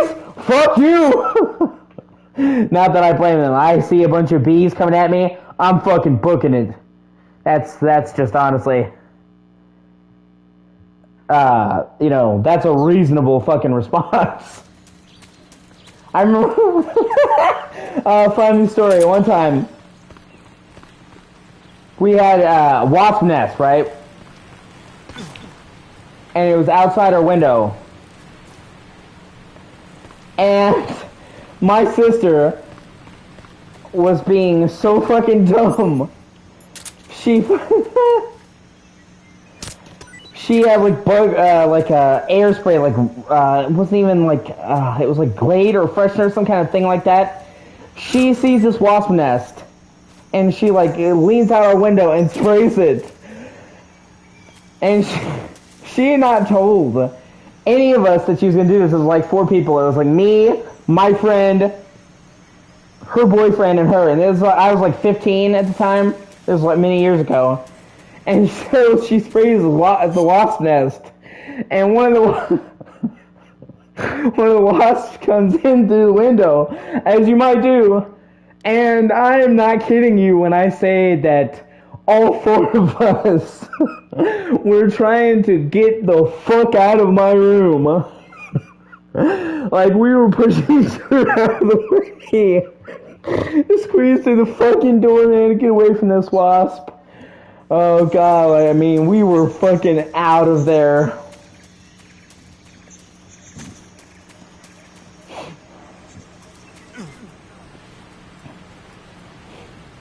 And I'm fucking dumbfounded. I'm like, seriously? And I told her too, I'm like, why would you do that? She's like, well, I was trying to get rid of it. And I'm like, yeah, that worked. You just pissed it off.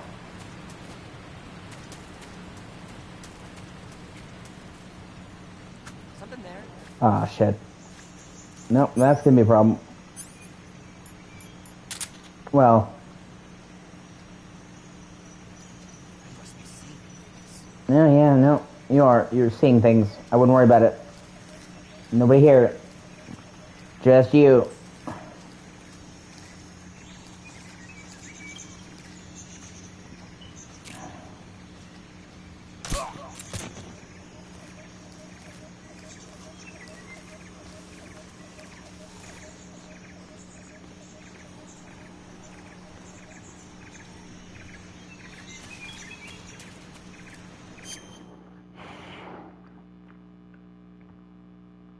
I think that's everything here.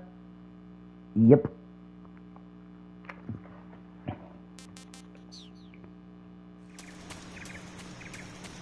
I'll just leave those enemies alone. I don't need to take them out, so I'm not gonna.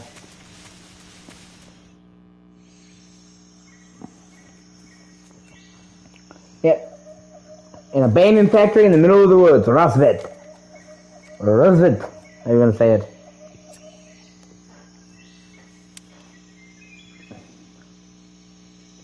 Major, I've reached the abandoned factory where Sokolov is supposedly being held. This place is a dump.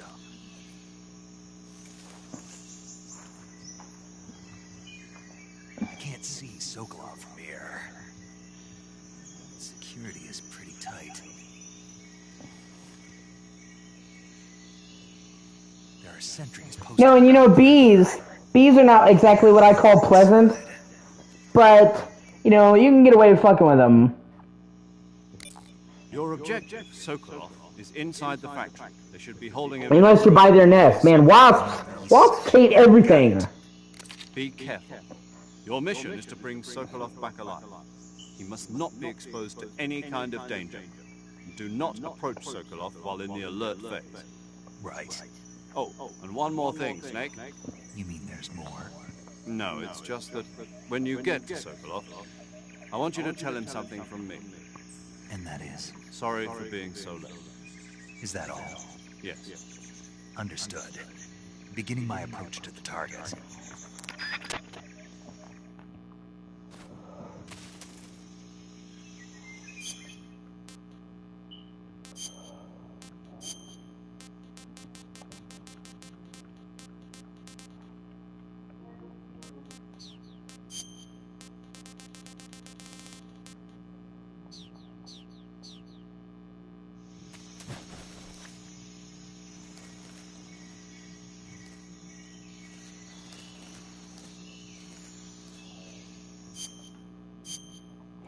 That's one area that they're greatly improving this game for the remake.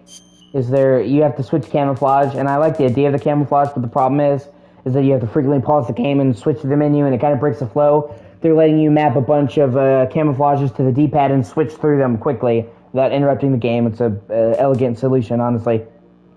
15. Let's do that.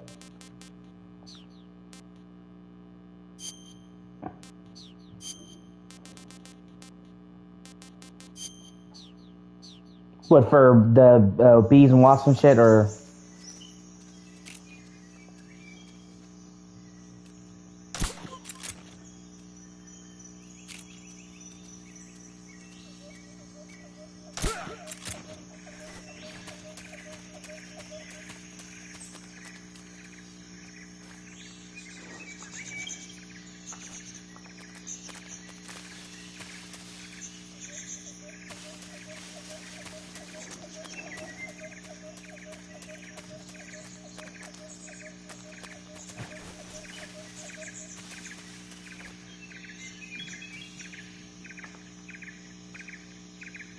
Yeah, we got two guys right there. One guy over here.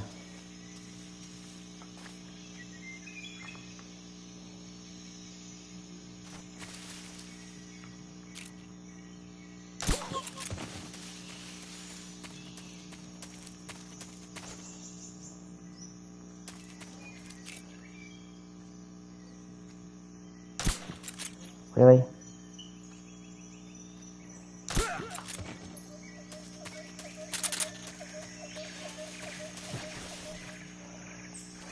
And if I remember correctly, there should be one guy right here. Shit. Nope. Ah, fuck. He's gonna...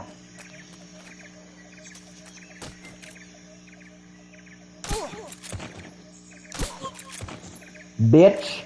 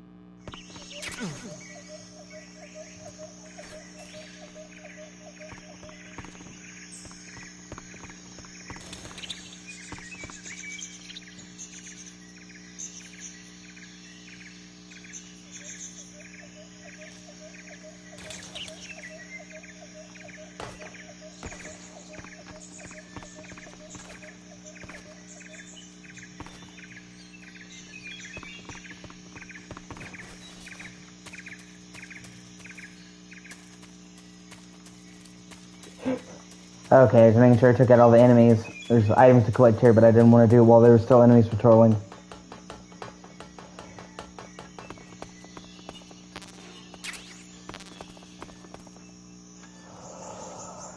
Let me see.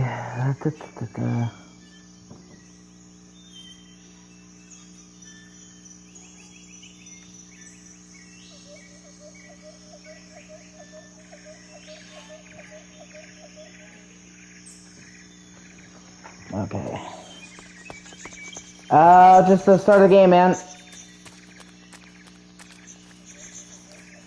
I was in the jungle, I progressed across the bridge, had some dialogue, pretty much. Ah, there that fucker is. Come on.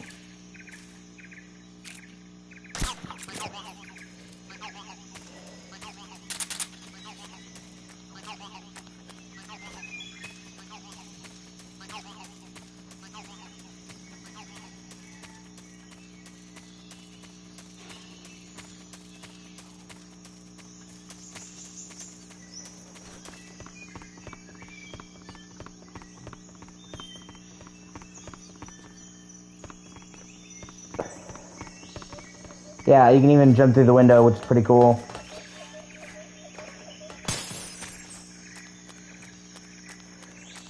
You can kick these barrels to knock over enemies, optionally, which is also cool. Metal Gear is filled with optional shit like that.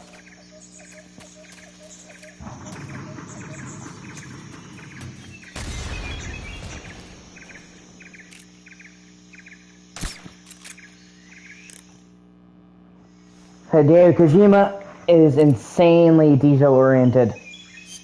He is a bit of a perfectionist, which I can appreciate, but other people don't.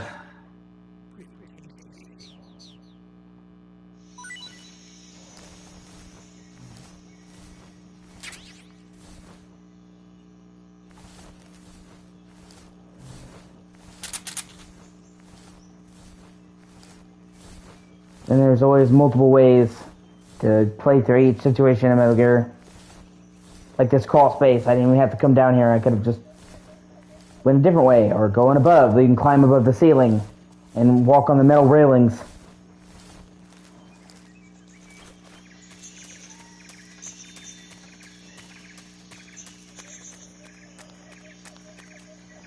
Okay, I think there's a weapon here I'm missing.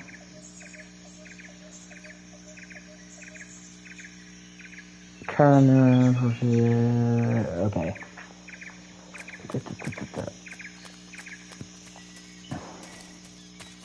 One of the infamous examples, okay, in Metal Gear Solid 2, and this is just an example of how insanely fucking detail-oriented Hideo Kojima is. In Metal Gear Solid 2, early on, you explore a base, and there is a bucket of ice. This is on PS2, mind you. This is in 2001. That bucket has individually rendered ice cubes in it that will come out when you use them, when you shoot it, and they will actually shrink in real time.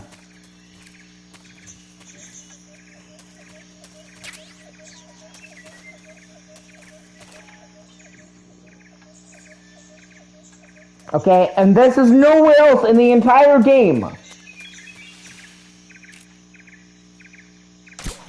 They went to the trouble of making fucking ice cube physics for a single prop in a single room in the game.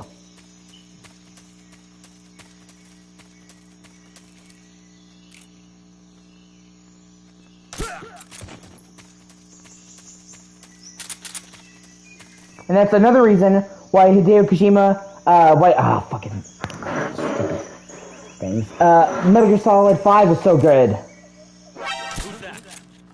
Shit. Get us some backup.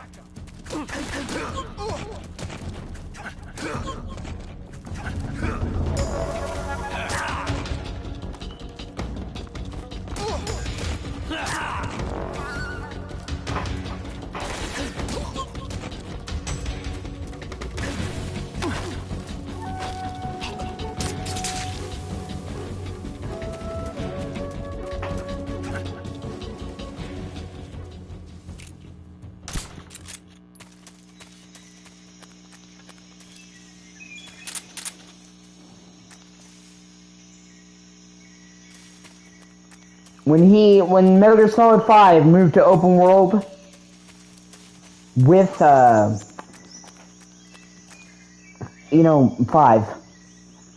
he refused to compromise the details, and that's what made Metal Gear Solid 5 such a fucking nightmare to develop, as well as what made it such a great game. Is it had that level of detail in a massive, massive open world without recycling the locations.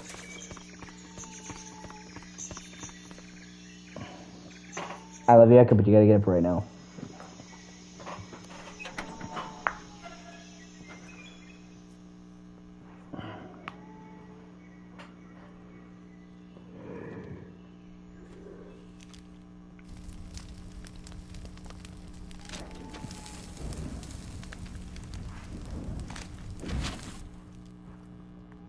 You must be Sokolov.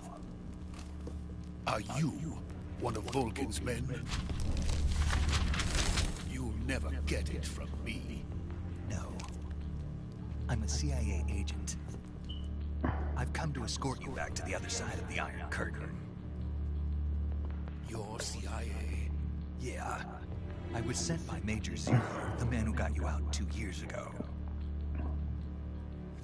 Zero?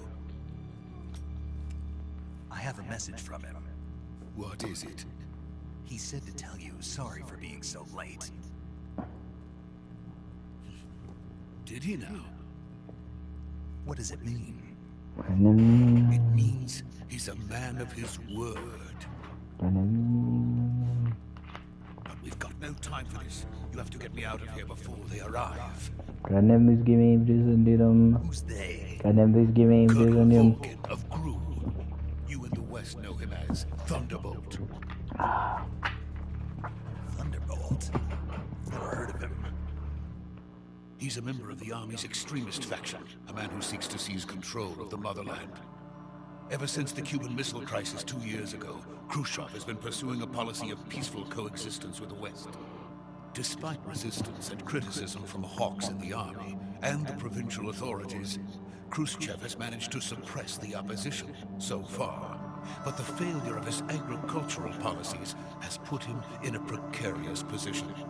And on top of that, the tragedy last November. President Kennedy's assassination. Precisely. In a sense, Khrushchev has lost his biggest partner, and his power base is rapidly crumbling away. A certain group is plotting to use this opportunity to seize power by rallying the anti-government forces, overthrowing Khrushchev, and installing Brezhnev and Kosygin in his place. The mastermind behind this plot is Colonel Vulcan of the Gru. He has control over another secret weapons research facility much like this one, OKB-812, known as the Granin Design Bureau, and is using it to further his plans. But that is not enough to satisfy him. I love you, Echo. I love you, I do. I've been developing here and use But I told you, my legs hurt. bid for power. You can come over here in a bit. Not right now. The intelligence says that they are going to make their move during the test. Then, the soldiers outside. Exactly. They wouldn't need that many men just to keep me inside. Their orders were to prevent Colonel Vulcan from capturing me. Even if it meant killing me in the process, or so it would seem.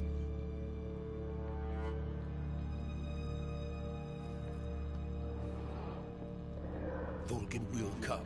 I'm sure of it. You must get me out of here before then. Leave it to me.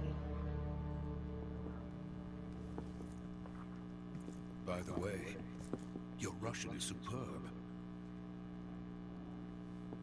Where did you learn to speak it? From my mentor. Is that so? America's truly a frightening country. Having second thoughts. No. I have no love for this place. Let's go.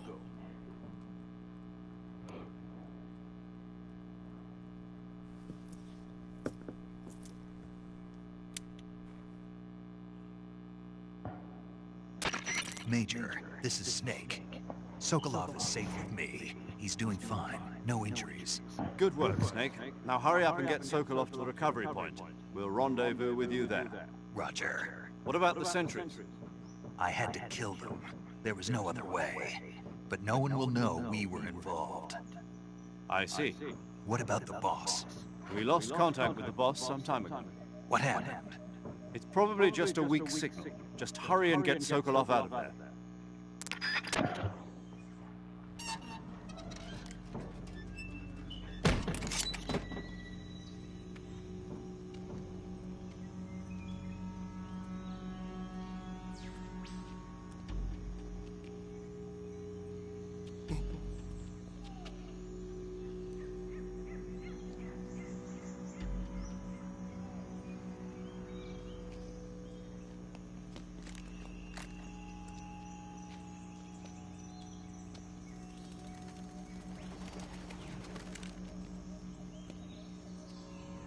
Oh, he's putting up his hand like, what are you gonna do, bro? What are you charging up a Kamehameha?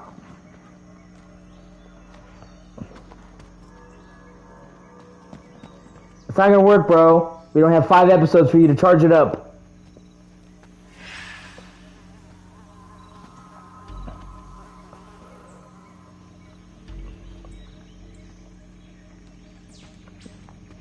Freeze!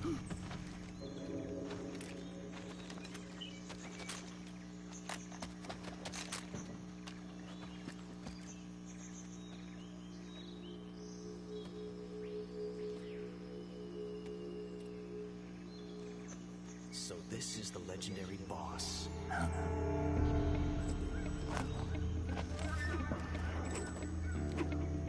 Huh? We meet at last.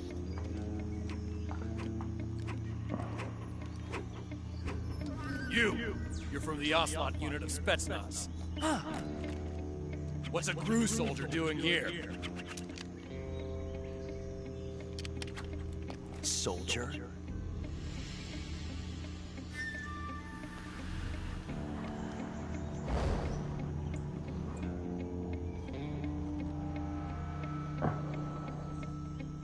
He's the Ocelot commander. That's Major Ocelot to you. Don't you forget it.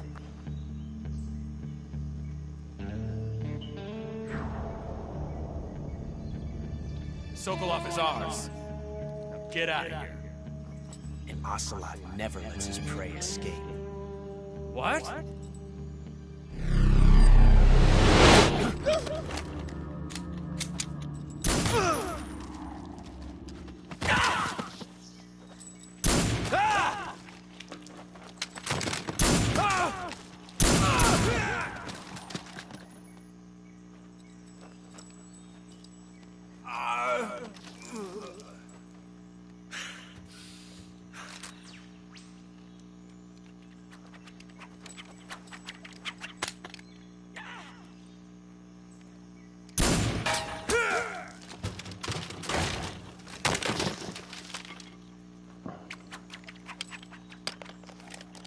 He's pretty good.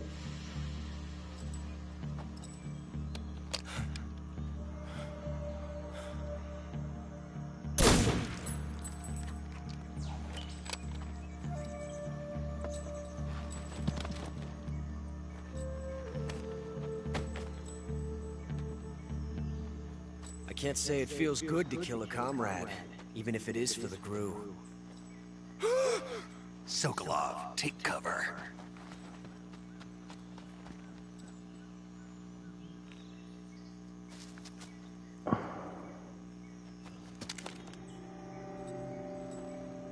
Huh.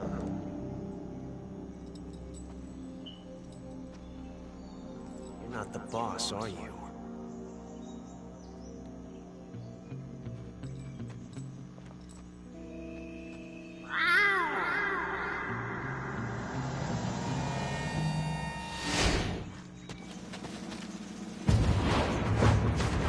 And here's where you get to see just how absolutely fucking badass Snake is.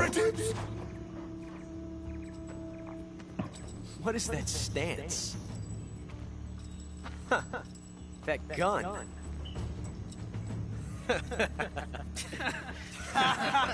And just how quickly he also like gets his shit humbled. You're not the boss. Then die.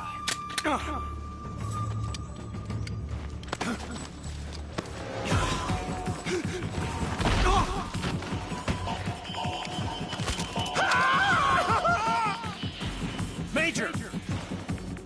Leave it! Shoot the other one! Whoa!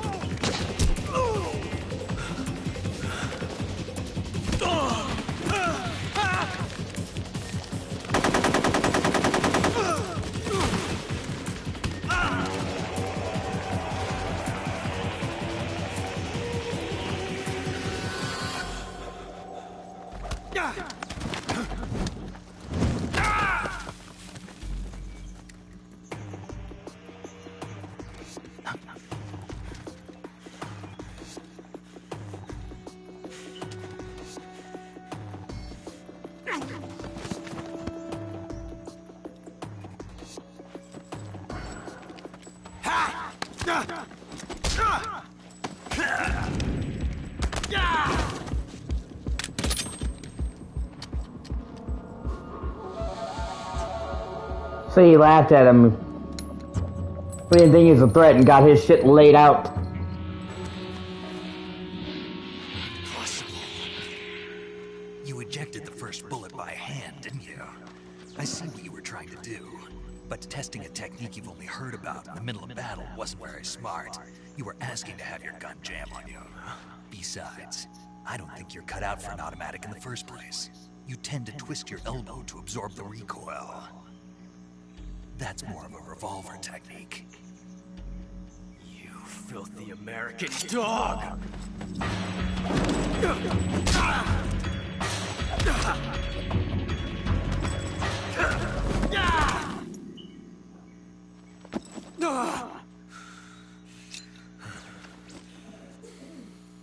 But that was some fancy shooting. You're pretty good. Pretty good.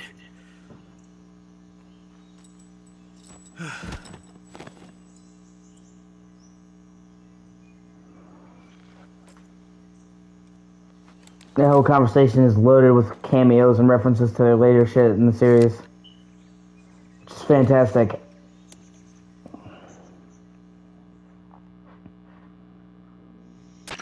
Major, do you read me? I read you.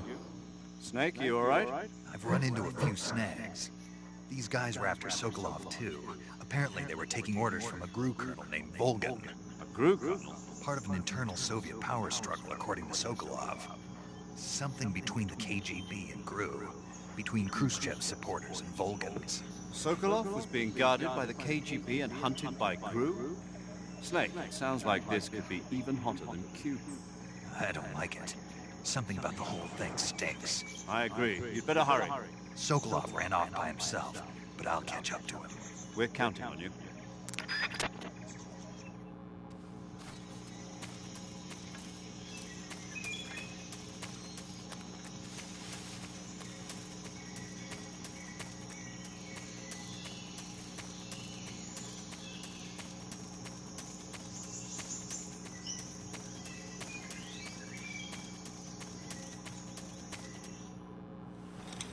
And this is where things go from bad to fucking worse. You okay? Those men were from the O.C.G unit. Spetsnaz? Yes. The best GRU has to offer. They're coming for me. I'm finished. Calm down. I'll get you out of here, I promise. And we've got some of the best backup we could ask for. Look.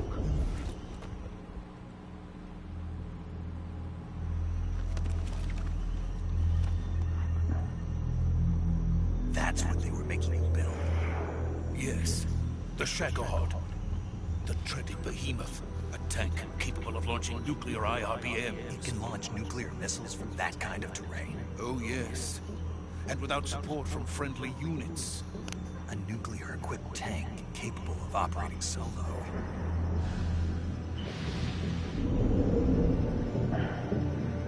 Is that thing finished? No. This is only the end of Phase 1. It won't be truly finished until we complete Phase 2. Phase 2? The weapon's true form. If it is completed and the Colonel gets his hands on it, it will mean the end of the Cold War. The end of the Cold War? Yes. And then the Age of Fear will truly begin. A world war. I had no choice but to cooperate. I didn't want to die. I wanted to see my wife and child again in America. Please, take me to America, quickly. They cannot complete it without my help. Got it. Let's go.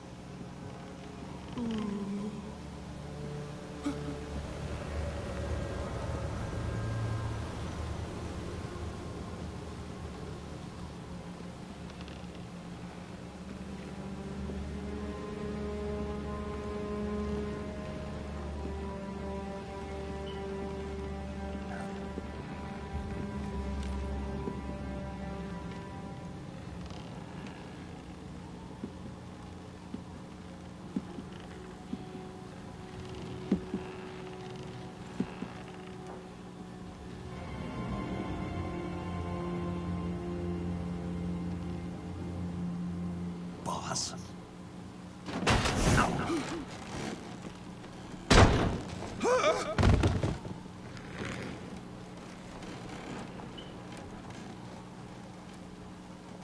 Good work, Jack. What are you doing here? Sokolov comes with me.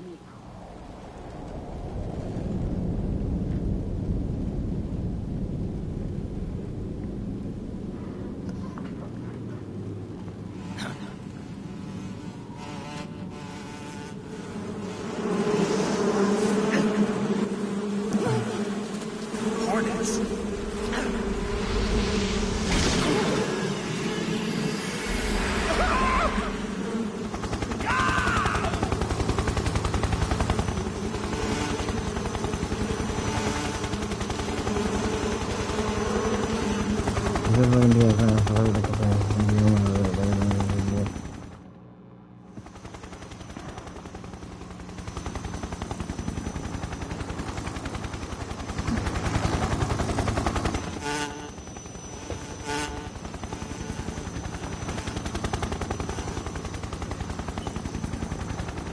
My friends, let us fight together again.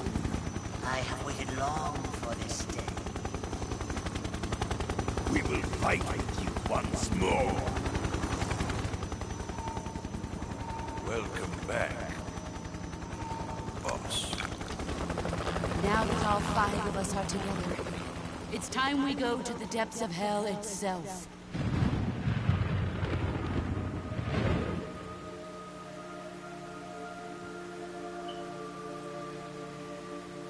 It's raining blood.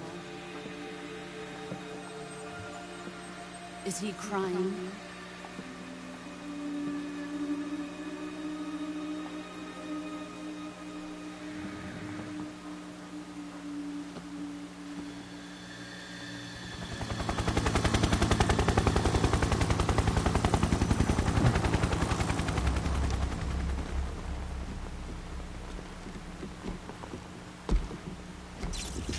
Kuwabara, Kuwabara.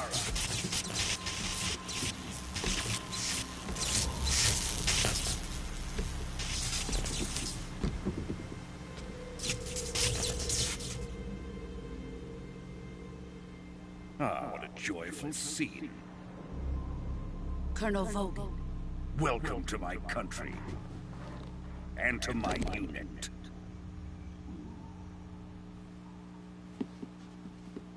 Boss, what is this? I'm defecting to the Soviet Union. Sokolov is a little gift from my new hosts. Recoilless nuclear warheads.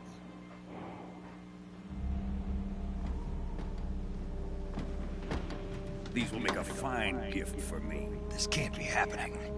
Who is he? Another one of your disciples? Are we taking him with us? No, this one is still just a child. Too pure for us Cobras. I thought it was funny she says that because he's 29. He has not yet found an emotion to carry into battle. What are you talking about? Think you can pull the trigger?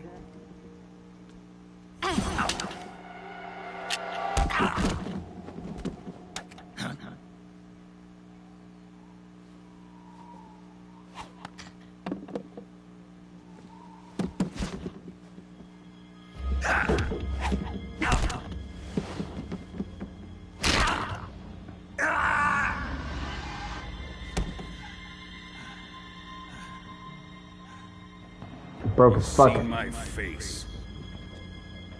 You can't let him live.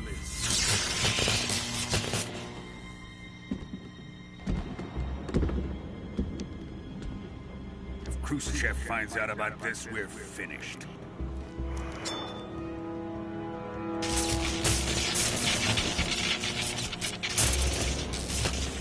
He must die. Wait. He's my apprentice. I'll take care of him.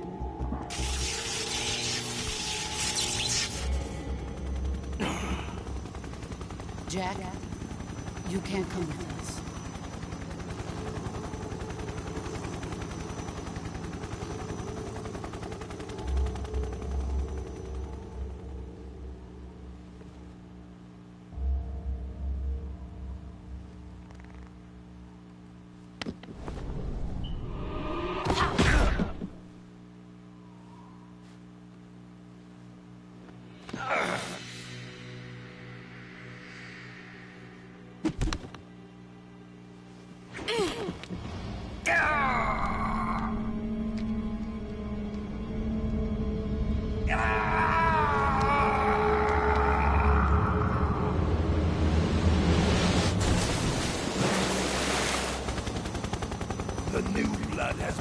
ejected.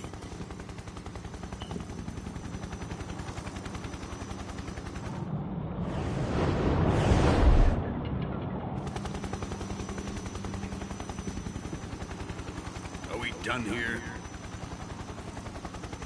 Now, on to Sokolov's research facility. Shagohod is ours.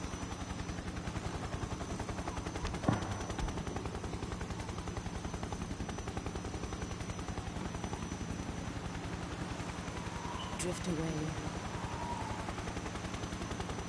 My place is with them now.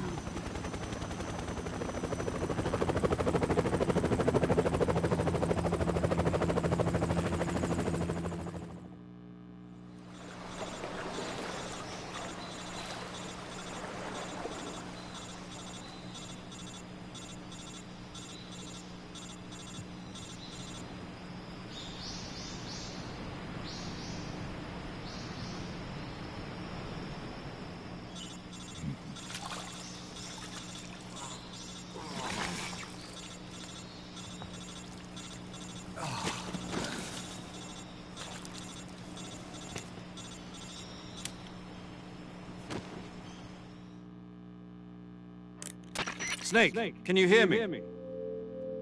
Yeah. Just barely. Snake, listen to me. You need emergency medical treatment. Can you move? You've got to get those wounds treated. Hang in there. All right, let's get you fixed up. Paramedic? Okay, Snake. Just relax and it'll all be over before you know it. Stay with me. I've seen people in worse shape before. Think you can handle it? Major. The boss. She's defected. We'll talk about that later. First, we've got to get you patched up. Okay, here we go. First, open the survival viewer with the start button. If you select cure, you can start the treatment.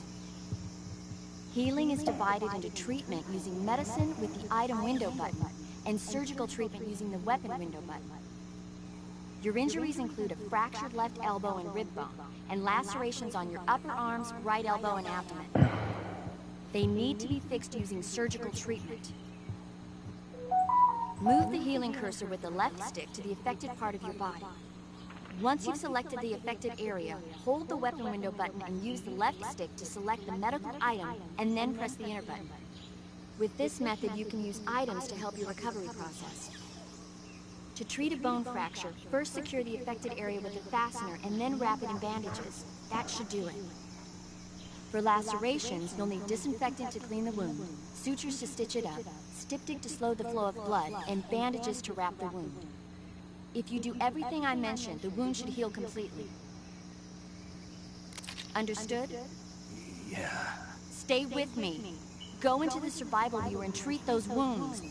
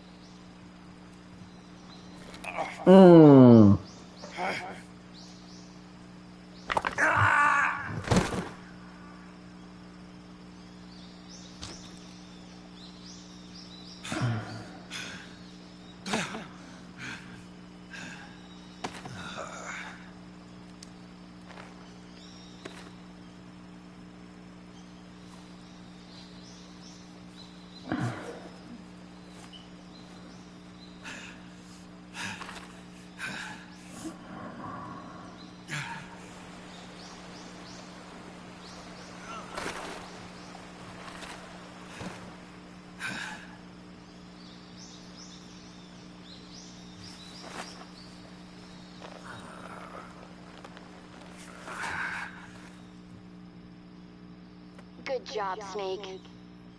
We're coming to get you now. Just stay where you are. We'll drop a recovery balloon. Can you set it up?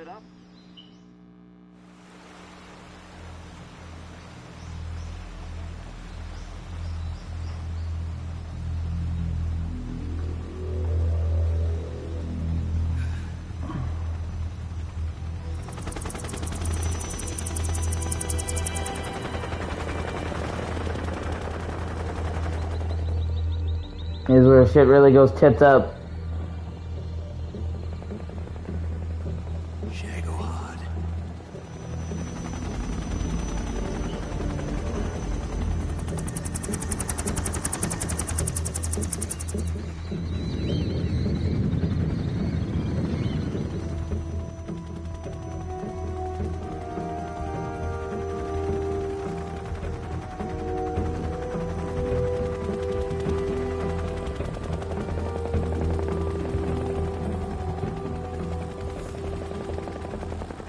Just because how fucking stupid Vulcan is.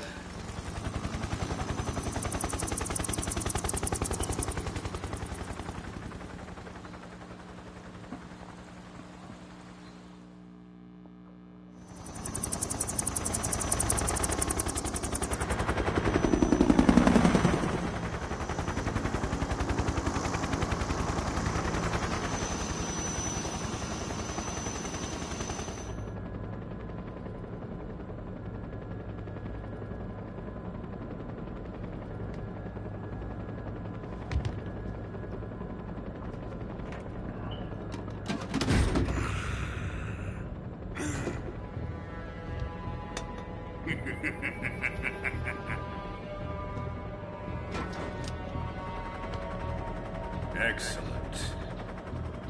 A great success. Thanks to the boss and her cobras, I have both Sokolov and the Shagohod.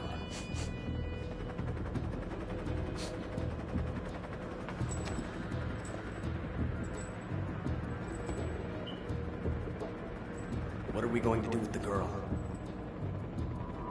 Who is she? Apparently she's Sokolov's woman.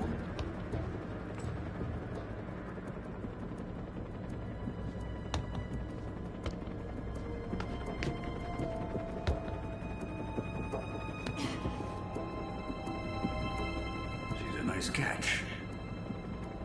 I'll take her. Not so fast, my dear.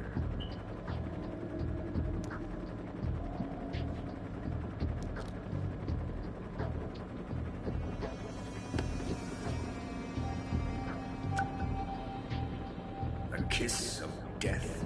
Are you KGB? We may be able to use her.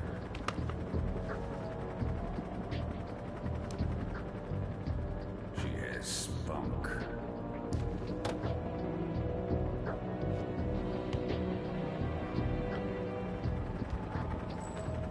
Shall we take her back to the base? Perhaps we should. We have no further use for Sokolov's research facility. I think it's time I gave this marvelous new toy a try. Colonel, even if they are our enemies, they're still our countrymen. But it won't be me that pulled the trigger. It'll be our friend, the American defector. You're going to nuke your fellow Russians? Remember the Alamo. Colonel!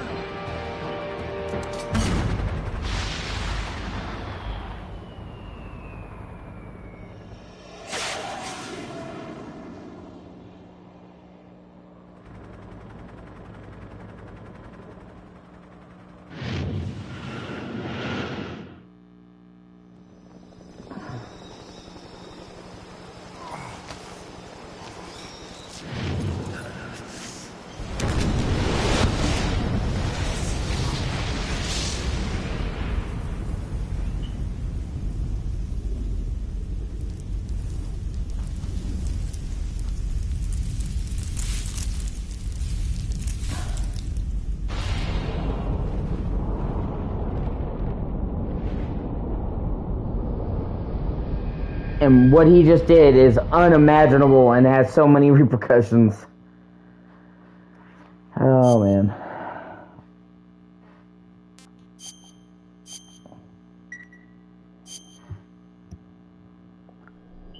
I'm going to take a short break and switch games. I'll be back.